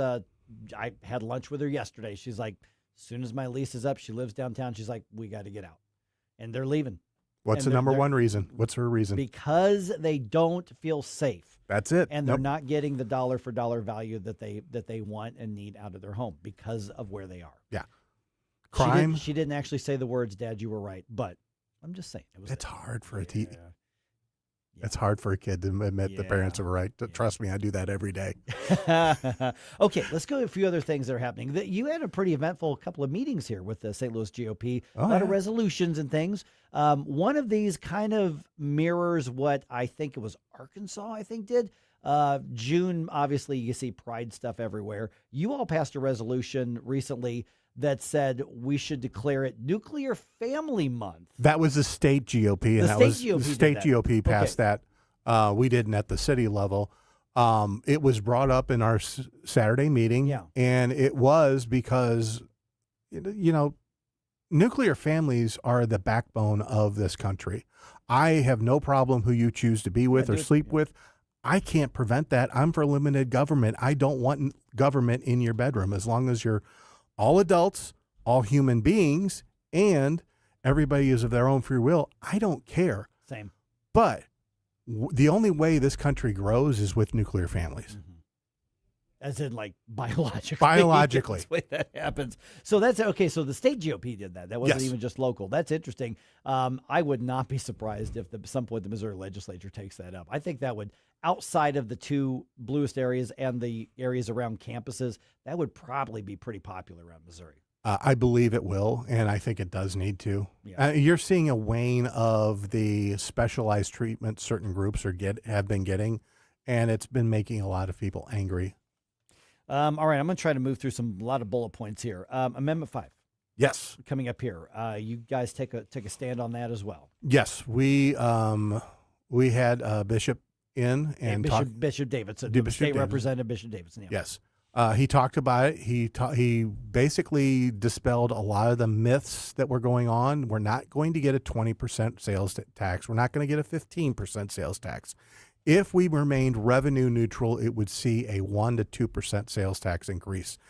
And you're talking about people getting a 4.7% raise by the elimination of their income tax. And why is Texas, Florida, Tennessee, and Nevada attracting all these businesses fleeing blue states? It's the no income tax. I mean, when Seattle-based Starbucks moves to Nashville, Tennessee, that's something there. And we live right next door to a high tax state that I would love to see those businesses jump across the Mississippi River and come to Missouri and open up shop. There have to be plenty of them looking at it. I spent the last couple of days playing ball in Illinois, and just the gas price differences alone across the river are insane. And what's the variable? One's in Illinois, one's in Missouri. It's just like California and Arizona. It's that simple. So Amendment 5 obviously being the income tax repeal as well. So it's not a repeal; it's setting the framework up, right, to eventually. But it will say this has to be eliminated. Yeah, now over time and how it does that's obviously remains to be seen on that. And I tell you right now, Kirk, I think that if the election were held right now, I don't think it passes. So that's why all of the town hall things get out there, and I think that can be changed before the August election. But it's going to be a massive amount of misinformation and confusion. And I told Dennis Ganal, I've said this story on the air, I said, if I were campaigning against you, I wouldn't try to meet you fact for fact.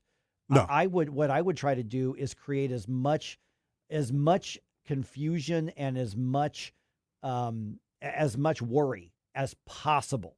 That's what I would do, because people tend to cling to the status quo, even if the status quo is not good, because the devil versus what you don't know. That's the mindset that so many people get into.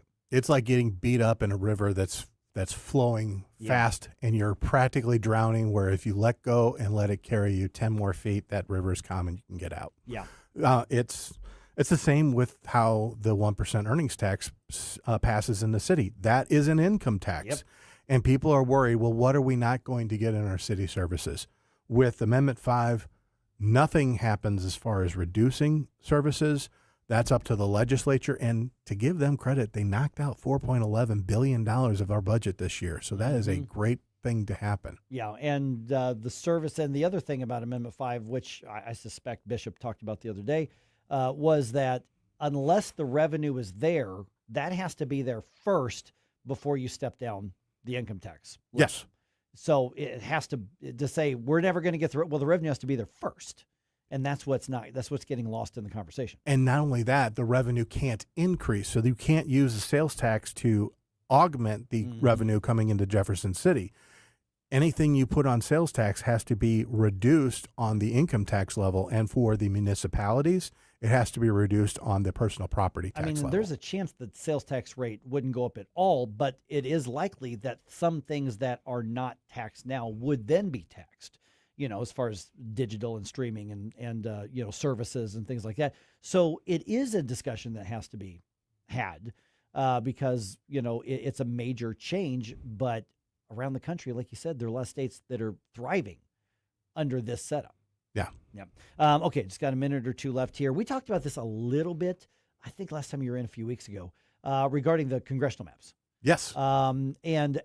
People get mad at me when I say the word gerrymandering, but I'm not even saying it as a pejorative. It's just what it is at this point. Democrats started the fight. Republicans have responded. Both are redrawing to say, okay, where could we draw the lines to give ourselves the most? I don't think it's right when either side does it, but it's just what it is right now.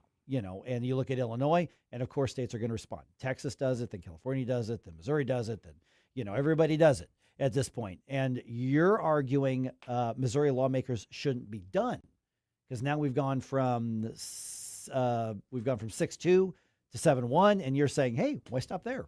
Well, and the state GOP passed a resolution based on the St. Louis City resolution asking for an 8-0 map. I want to be very careful. I'm not here to draw maps. That's not my job. That's the state legislature's job.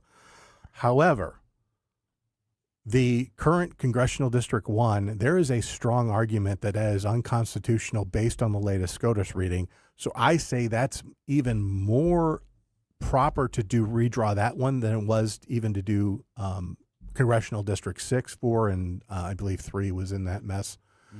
And also, whenever Democrats are in power, which is what I have in the very blue county of St. Louis City, its elections have consequences. The only time you hear about bipartisanship is whenever they're not in power. I have a 14-0 map for aldermen right now in St. Louis City. There hasn't been a single Republican representative since 2011. And I'm not about fighting Democrats like it was December 6, 1941. We have to be on the offensive, and we have to get ahead of this. And I think Congressional District 1 needs to, because it's hard to run candidates when you have an 80% Democrat district. Right.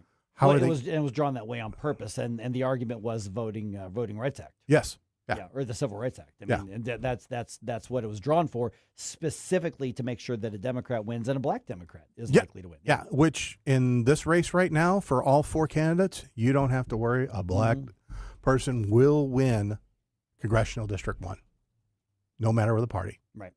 Yep. All right. The website, social media, how people get in touch here. Your next meeting, you have a bunch of fun stuff, I'm sure, happening over the summer. Oh, yeah. STL-GOP.com. Please donate. We are a David fighting a Goliath in the St. Louis City. And we're talking about doing a barbecue in September, I believe September 13th, that weekend. So I'd love to see some people out there. It's real low-key, laid back. I'm looking for speakers, so hopefully you have something that you would like to do after the big holiday weekend. All right. We'll talk to you again soon. Thanks, Kirk. Thank you. Indifference. Stop it right now before you blow us all away. Get up, can't you hear the alarm? Get up, this is your curtain call.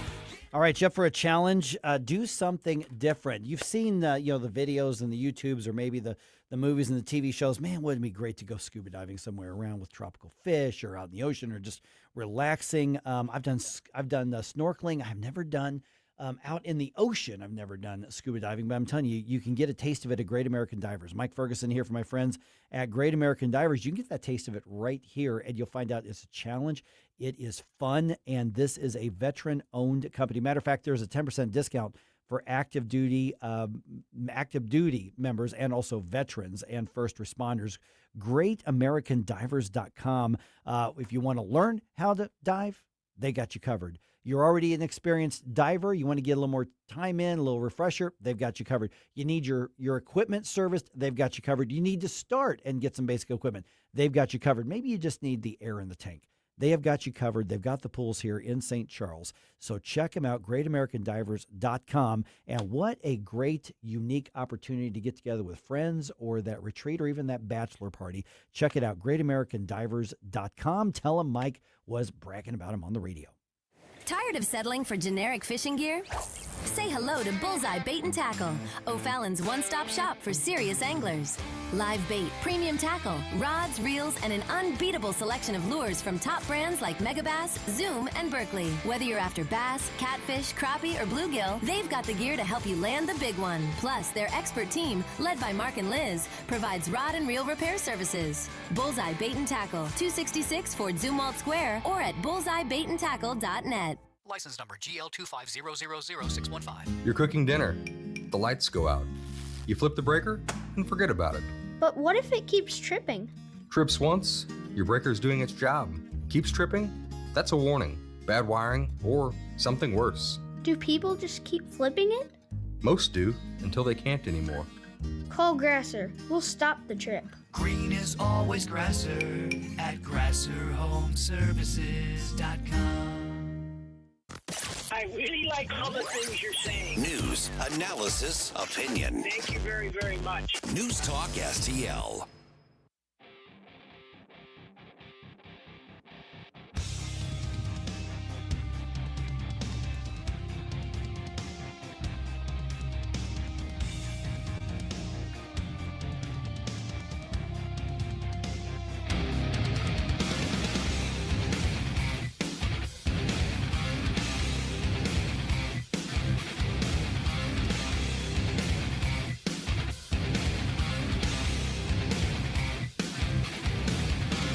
This is Kirk Hilzinger, chairman of the St. Louis City Republican Party. Connect with us at stl-gop.com. Now it's back to Mike Ferguson in the morning on News Talk STL. All right, here's a shocker. Illinois Democrats don't understand even the most basic principles or the realities of economics and business. Imagine that. Well, I could have told you that. I know. Telling you. By the way, Kirk's still here. Hi, Kirk. Yeah. Can't get rid of the guy. Oh, restraining orders help. All right, 8:23. Okay, just ahead here, this whole thing in Festus.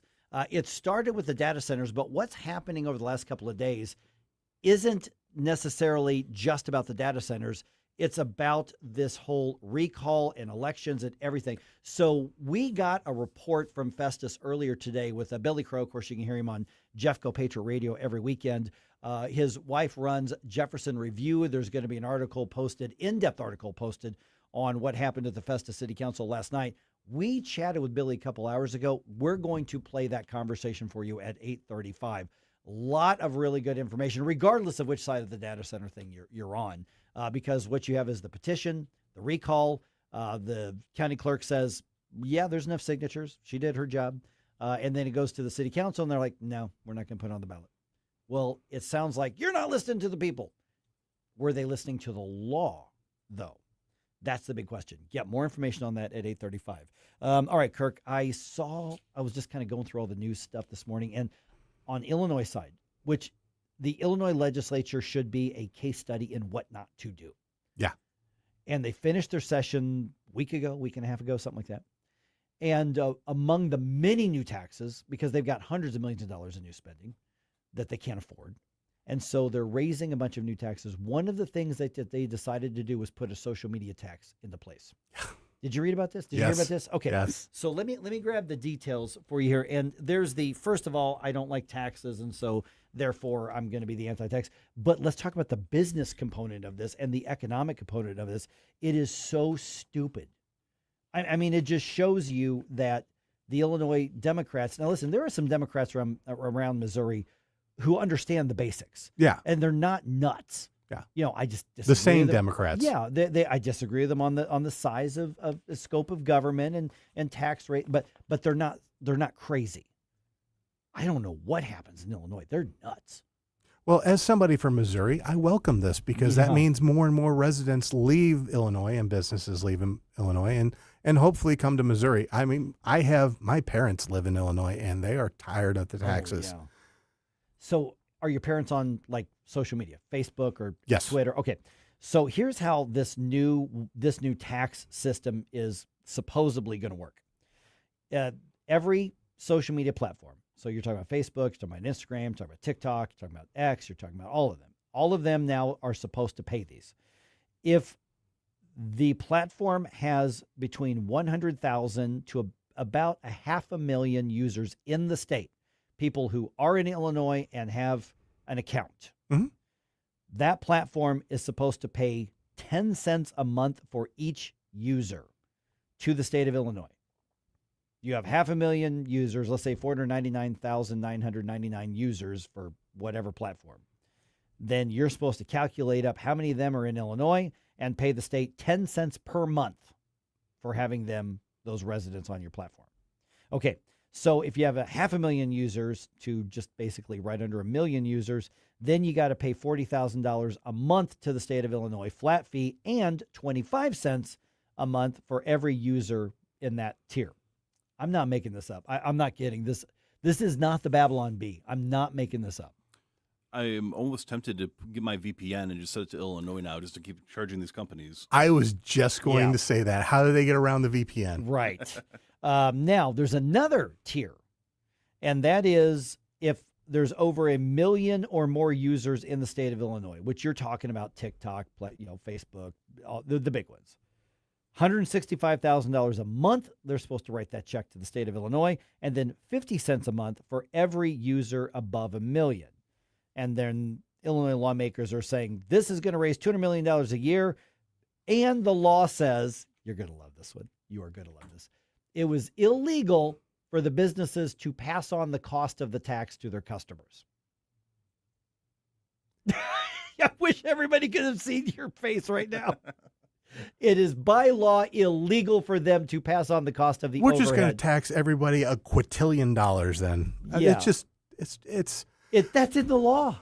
They wrote that. How are they going to enforce that? Number one, because these businesses are not in Illinois, and number two, what you're going to see is Facebook is not going to charge you. I mean, you are the product on Facebook and all these social media programs.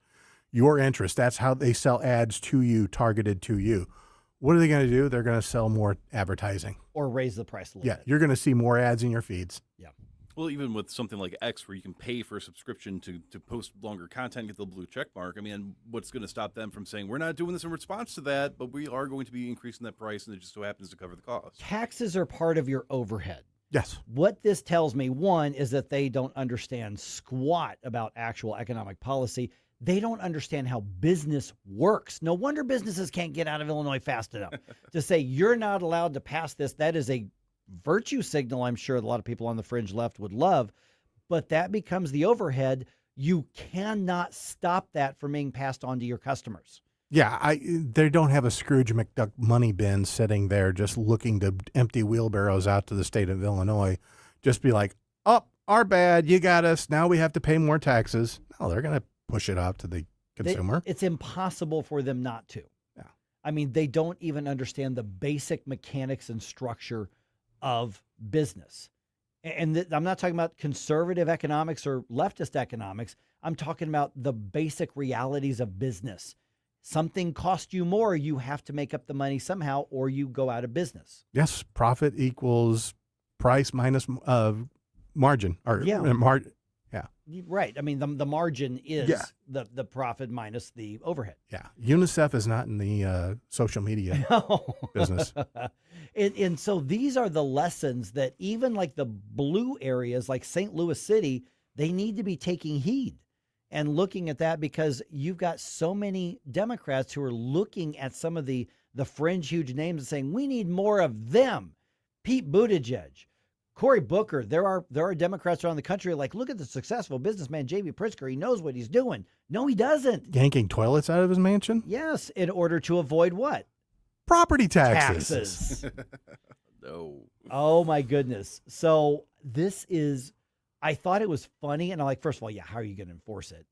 But secondly, it just proves that you got people governing the state who don't know the first thing about what makes a state economy run. Yeah, it's all theory, not application. Goodness. All right, once again, let's give out the website. STL-GOP.com. All right, and circle on your calendar September what? September 13th. Also, we're having our July meeting. We're actually going to be talking about reorg because reorg happens every 2 years. All right, so somebody could step in and get involved and, say, all right. Well, they have to be a committee member. Right, but they can do that. They can sign up to do that, and they may need to know how to do that because you get elected, you get appointed. 2028. Yep. You got questions for that, get a hold of Kirk here. Thanks, man. Yep. Now, if you're on the Illinois side of things, I'm sorry. If you want to try to avoid having to deal with that, right now I don't think that there's any plans for them to start taxing app use, but I wouldn't put that past them. So while you still can, get the free NewsTalk STL app and download it so they'll never know.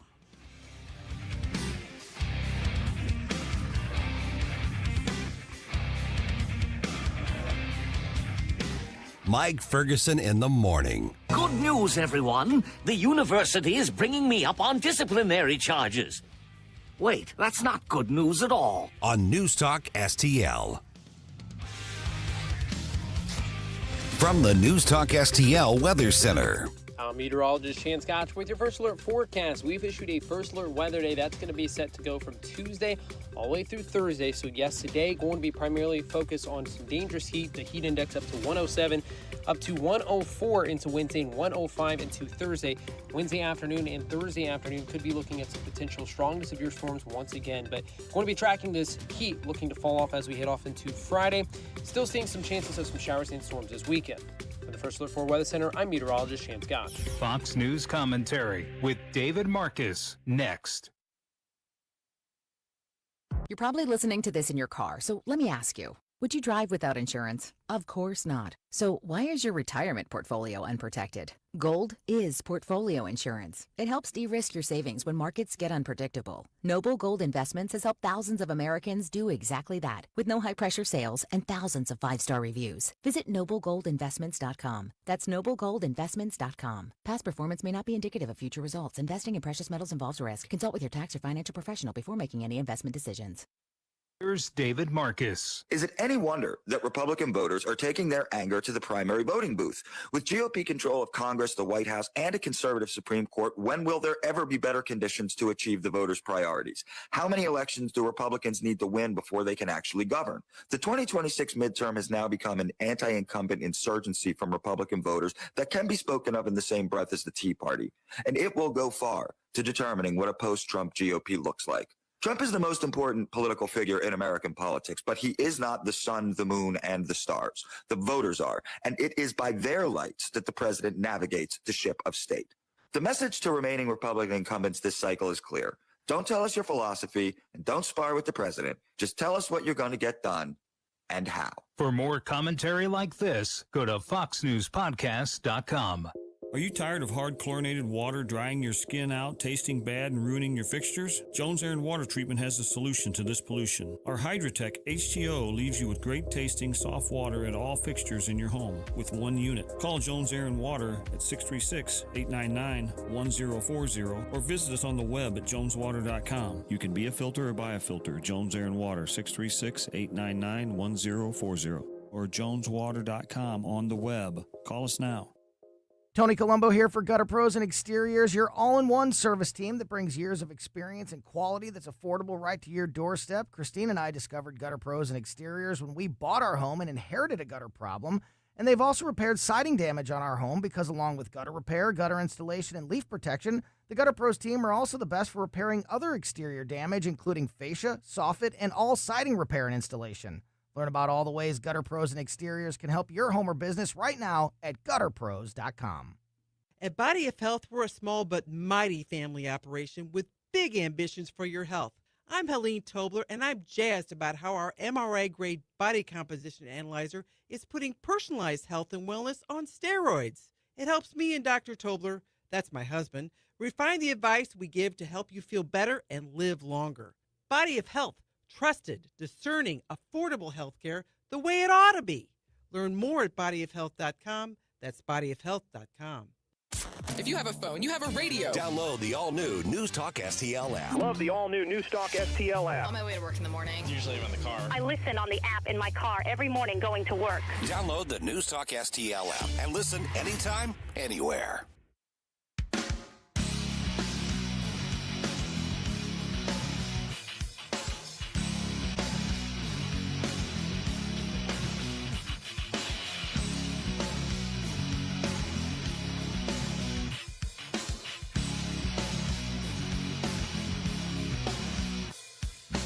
Let's get back to all this madcap mayhem with Mike Ferguson in the morning. But don't forget, stick around for Jones and Arps every Monday through Friday, 4 to 6 p.m.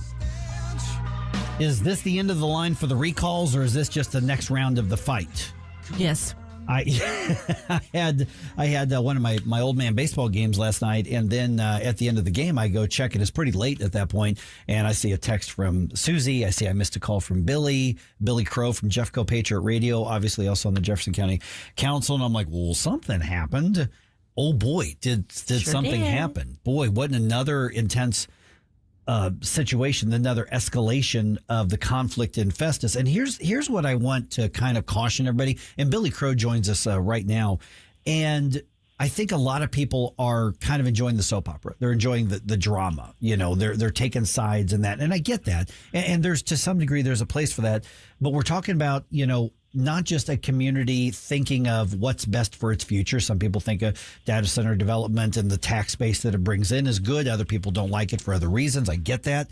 But you're also talking about checks and balances on the whole process. And sometimes that means that we're finding out that a check against a people-led petition is also part of the process. So Billy Crow joins us right now. Billy, I'm going to tell you, man, I did not see this one coming. The petitions are gathered. The county clerk says, well, you got enough. Lawsuits filed. And then last night, the city council says, no, we're not placing it on the ballot. I didn't see that coming. You know, I was surprised too. And I'm here in the thick of it, and I knew it would probably be close, but I honestly, I was surprised as well. But, you know, at the meeting, they had a closed session with the lawyer about the city's attorney about his legal opinion. And when they got out there, one of the new city council members, Rick Belleville, said, hey, I'd like to, you know, make a motion so whatever was said in closed session about this can be said in open session. And, you know, as a county council member, I've been in this situation before where the legal department sends out a legal memorandum saying, like, hey, this is our legal opinion, but it is a you know, lawyer-client privilege, so it's not like open, you know, you can't really talk about it, right? And so then we go out there and we make votes that don't seem quite correct, but they are following what our legal advice is, because if we don't follow that advice, it opens us up to litigation and such, right? So you've got these council members that their legal advice told them that the petition is not a legal one because it doesn't follow the 3 points for why someone in the city can be recalled. And so Alan McCarthy, took a brave stance and said, I'm not gonna listen to the mob. I'm going to listen to the legal counsel that says that this recall doesn't pass legal muster, and follow his advice. That's all it took, because it was a 4-3, 4-3, 4-3. Mike Cook abstained when his recall vote came up, but the mayor broke that tie to make it 4-3 to set all of those down. Again, all on the precedent, or all on the understanding that it doesn't pass the muster of the 3 reasons why a recall petition can be started in the city. Right. So, Billy, this isn't just, I mean, it is, some people might question the process that allows people who are subject to a potential recall to vote on whether or not they can be voted on. But Right. it doesn't just come down to that. This has to do actually with there being potentially, legitimately, some legal flaws in the actual petition itself.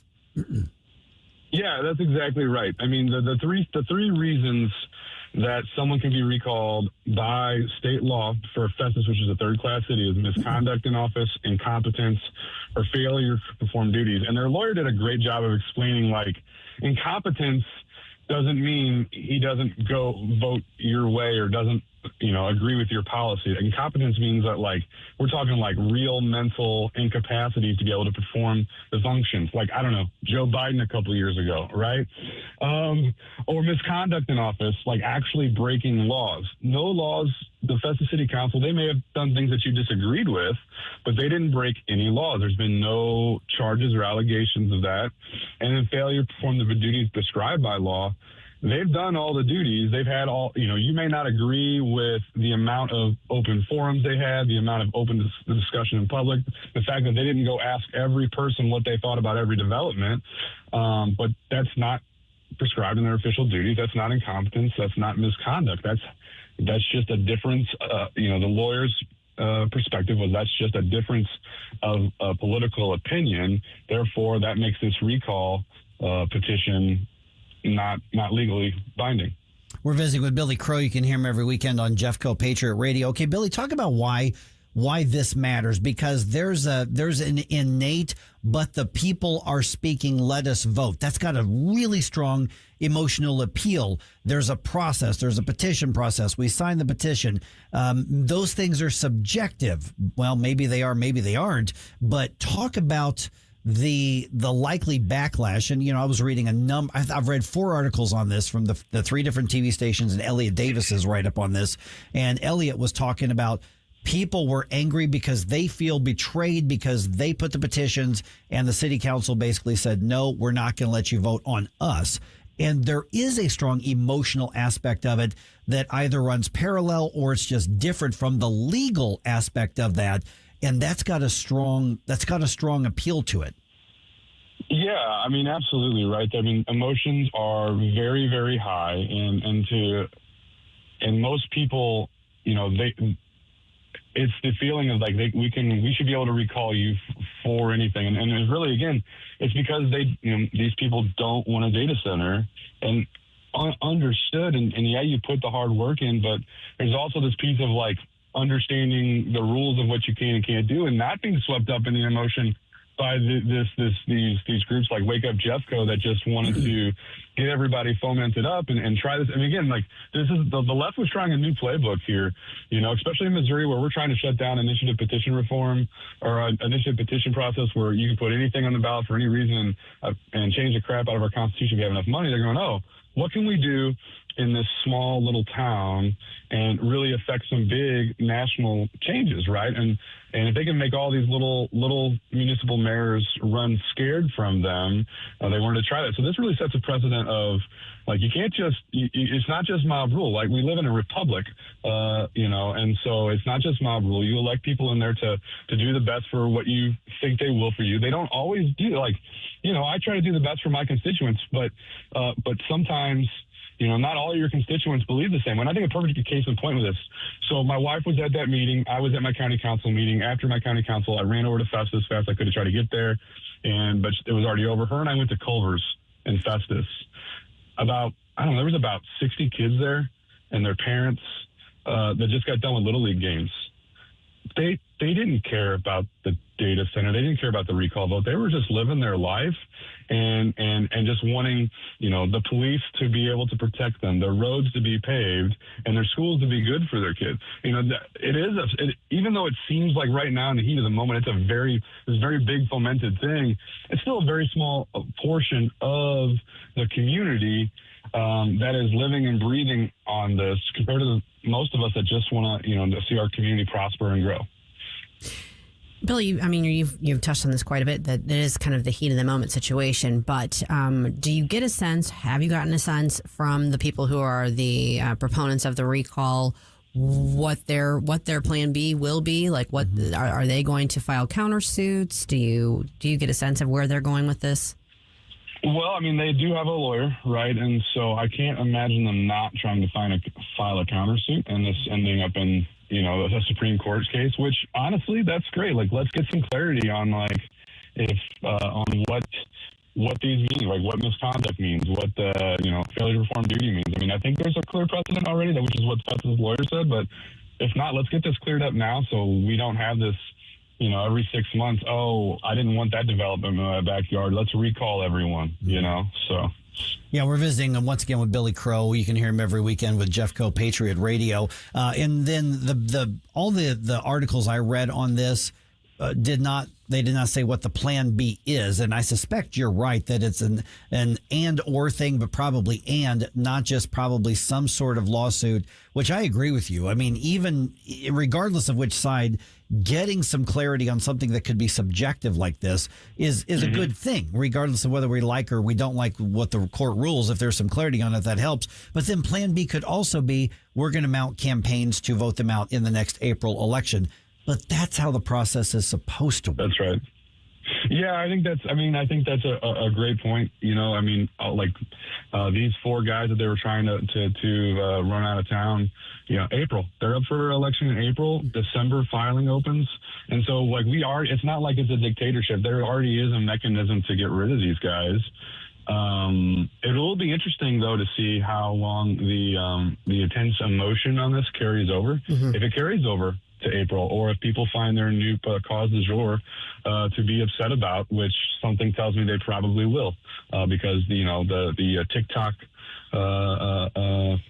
attention span just kind of keeps moving on to the next thing that gets everyone fomented up. Squirrel. Billy, this is kind of hypothetical, putting you on the spot with this, but let's say, okay, so the lawsuit's been filed. Presumably, it's going to progress fairly quickly. I mean, I think that the court's going to be interested in helping to expedite the process, and we'll work with the sides to do that. But let's say there's ultimately a determination that, no, you know what, this is valid. There's some way in which they handled, making this agreement that does qualify as one of the requirements for a recall. So then I guess it's time to, for the council to re-vote about putting it back on the ballot, or do you know? Yeah, that would, to my understanding, that's how it would go. It would have to go back in front of the council to be put on there. And if the Supreme Court says, or whatever court says, yes, this is legally binding, it does pass muster. Even though I would disagree with that, I would hope that the council follows their principles and then would vote it up and approve it, because based on what I understood of everyone talking last night, they voted it down because they didn't think it passed legal muster. Yeah, I mean, in my short time in elected office, when this first popped up, I remember saying on the air here that I've been in that position. I've been elected to that office.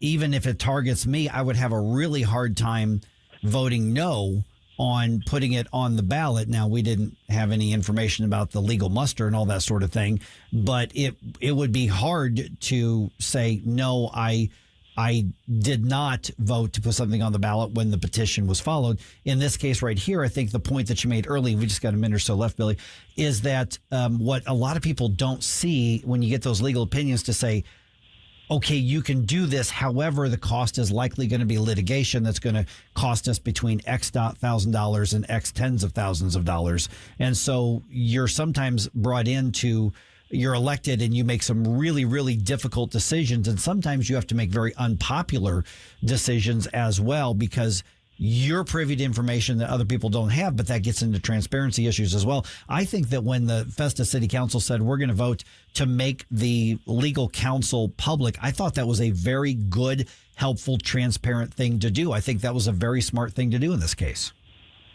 Yeah, absolutely. And, for all these folks that are say, like, you got voted to do the will of the people, I think that's true to an extent, but we got voted to do the right thing. And sometimes the right thing is very uncomfortable. Sometimes the right thing is very painful. But we got put up there to do the right thing. So, yeah. And every member of the council who's up for a recall, who's targeted by it, and the mayor, I believe every single one of them are up for re-election in April. So less than a year from now. That is correct. Yes, sir. Yeah, so I suspect there will be some very, very spicy, very, very active campaigns happening in Festus. This is going to be Grand Central Station of municipal elections in 2027. Yeah, we're excited to gear up for it for sure. It'll make for a good radio on Jeffco Patriot Radio. All right, Billy. Hey, man, thanks for being an early riser here and giving us the update on it. And thanks for Lisa for kind of burning the midnight oil and covering this. I suspect the articles are going to be posted today, probably on Jefferson Review, I would think. We're gonna try to, but worst case scenario Thursday on a normal release date. So. Got it. Fantastic. With a lot of detailed information that other people aren't going to have, so make sure you're following that.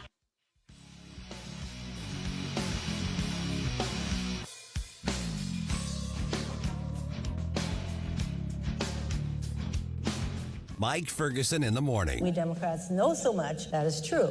And we have to kind of tell everybody how smart we are. On Newstalk STL.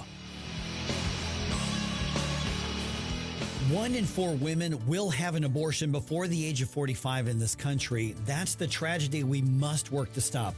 Mike Ferguson from The Morning Show here, and that is why Reach Reproductive Health is here, to empower parents to save the lives of innocent children and to see these families come to Christ. And you can be a part of saving and changing lives. So pray and visit outreachforlife.org to learn more, volunteer, and donate. That's outreachforlife.org. Yo, this is Vic. Vic for Vets is proudly honoring our veterans. Every Wednesday at 11:05, you'll hear about that day's honoree and their incredible service to our country. Hi, it's Ken. You want to nominate a veteran? Send their name, service information, and story to me, Ken, at NewsTalkSTL.com. Brought to you by Heroes Care, Alamo Military Collectibles, Gemini Wealth Group, Michael's Funeral Home, and Freddie's Market. Together, let's celebrate the heroes in our community, Vic for Vets, where honor meets gratitude. Remember those magical moments in Mom's kitchen? The heavenly aroma of fresh baked cookies? At Trolley Stop Bakery in Chesterfield's Forum Shopping Center, our co-op of talented bakers has been perfecting that homemade magic for 4 decades. From the gooeyest cookies in town to custom pies, cobblers, and cakes, everything's made from scratch, just like Mom and Grandma's recipes. Need that perfect corporate gift? We ship our famous cookies nationwide. The Trolley Stop Bakery, 67 Forum Shopping Center, or TrolleyStopBakery.com. Because some traditions are too sweet not to share. Colombo and Company. Tuesday is election day in Maine, and they're still counting votes in California. We'll discuss the latest. Plus, we'll be joined by Susie Moore and AI expert Mike McCleary. Live and local weekdays at 2 on Newstalk STL.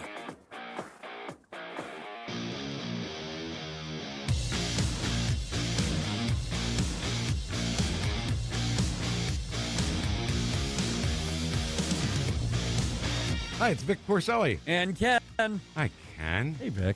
Ken and I are on every Monday through Friday here on Newstalk STL. Right now, you're listening to Mike Ferguson in the morning on 101.9 and 94.1 Newstalk STL. Whoosh, my morning people. All right, one of Missouri's top advocacy groups gets in the fight over Amendment 4. This is a big deal, even though we don't talk about this group a lot in the city here and in the metro area. I'll tell you about that here in a second. It is 8:53 right now. Let's go ahead and do one more news dump today. The Morning News Dump, brought to you by Lee May Concrete and Block. The Morning News Dump. Are you joking? Is this a joke? Listen, folks, the Morning News Dump. The Missouri Farm Bureau announces that it's going to campaign for Amendment 4. And around the metro area, you're like, who cares? It's the Farm Bureau. Who cares? I'm telling you, this is a big deal here. That's the measure, of course. Amendment 4, if passed by voters, would change the process to amend the state constitution. Now, the Farm Bureau cited policies that attack agriculture being, those policies being implemented in other states through the referendum process. They looked at Idaho, they looked at Colorado, they looked at very blue states where animal rights groups and leftist groups attacked agriculture and, frankly, a lot of rural life as well. And they're saying we can't allow that to happen in Missouri. That's the reasoning that they're using. Of course, the Amendment 4 question would amend the state constitution. Here, it will be on the August ballot, and it would require both a statewide majority and a majority vote in each congressional district to change the Constitution through the referendum process. Now, why this matters in a big way is that the Farm Bureau in most of Missouri is very, very influential. The metro area here in St. Louis, Kansas City, they don't pay a lot of attention to it because it's not rural. But I'm telling you, throughout a big part of the state, when the Farm Bureau says this is a priority, we're going to put our resources behind it, that's a big deal. That's a very big deal. All right, other things happening after that, back and forth between Israel and Iran and Israel and Hezbollah. President Trump is demanding that all sides stop shooting and come to a peace deal. Before heading back to the White House after attending the NBA game, the president spoke to reporters saying that he wants both countries to get on board with the ceasefire and that Iran not have that nuclear weapon. They were going back and forth, and now they both agreed through me to stop. And we're in the final throes of what will be a very, very good deal that will not allow in any way, shape, or form nuclear weapons. How long have we been in the final throes, or it's already over? How long has that been now? Well, the conflict started, February 28th, going into overnight. So I would say, 3 months and a week? Because within a couple of days, it's like, well, it's almost over. We've already won. We've been hearing this for months. It's only going to be about 2 to 4 weeks. Now, at some point, he's going to be right. Eventually. But could be now, could be the future administration. Believe it when I see it there. Oh, goodness. All right. Okay. Delta Airlines stays woke, even as many other corporations are backing off the LGBT activism. Michael Harrington has the story for this one. Polls indicate that the LGBT agenda is not so popular anymore, and most corporations are heeding the signals, reducing their support for the most radical parts of the gay offensive. But not Delta. On X, the account Libs of TikTok has published job postings from the airline that refer to birthing parents and non-birthing parents instead of mothers and fathers. Meanwhile, many corporations have eliminated or muted their Gay Pride Month celebrations. Michael Harrington reporting. We're actually going to have a guest on tomorrow talking about the whole renaming, birthing parents and gestating persons, and we're going to talk about that tomorrow. That is so disrespectful it's so to women. Stupid. That too. is so rude. Stupid. Well, what is a woman? Okay, Cardinals are in New York to start a series with the Mets tonight. First pitch is going to be at 6:10. Also, the Billikens and the Tigers are going to meet on the basketball court this coming season. This is going to be the first time in 25 years that has happened. The 3-game series is going to tip off November 6th at the Enterprise Center. Locations of the games in 2027 and 2028 have not been announced yet. And, of course, this comes on the heels of SLU having a nationally ranked season. So this could be a really interesting rivalry that's in development if SLU plays its cards right and continues to have those nationally ranked teams. Exciting. It's also going to be Stel Ponticus versus Susie Moore. Woo! SLU versus Mizzou, the throwdown at News Talk STL.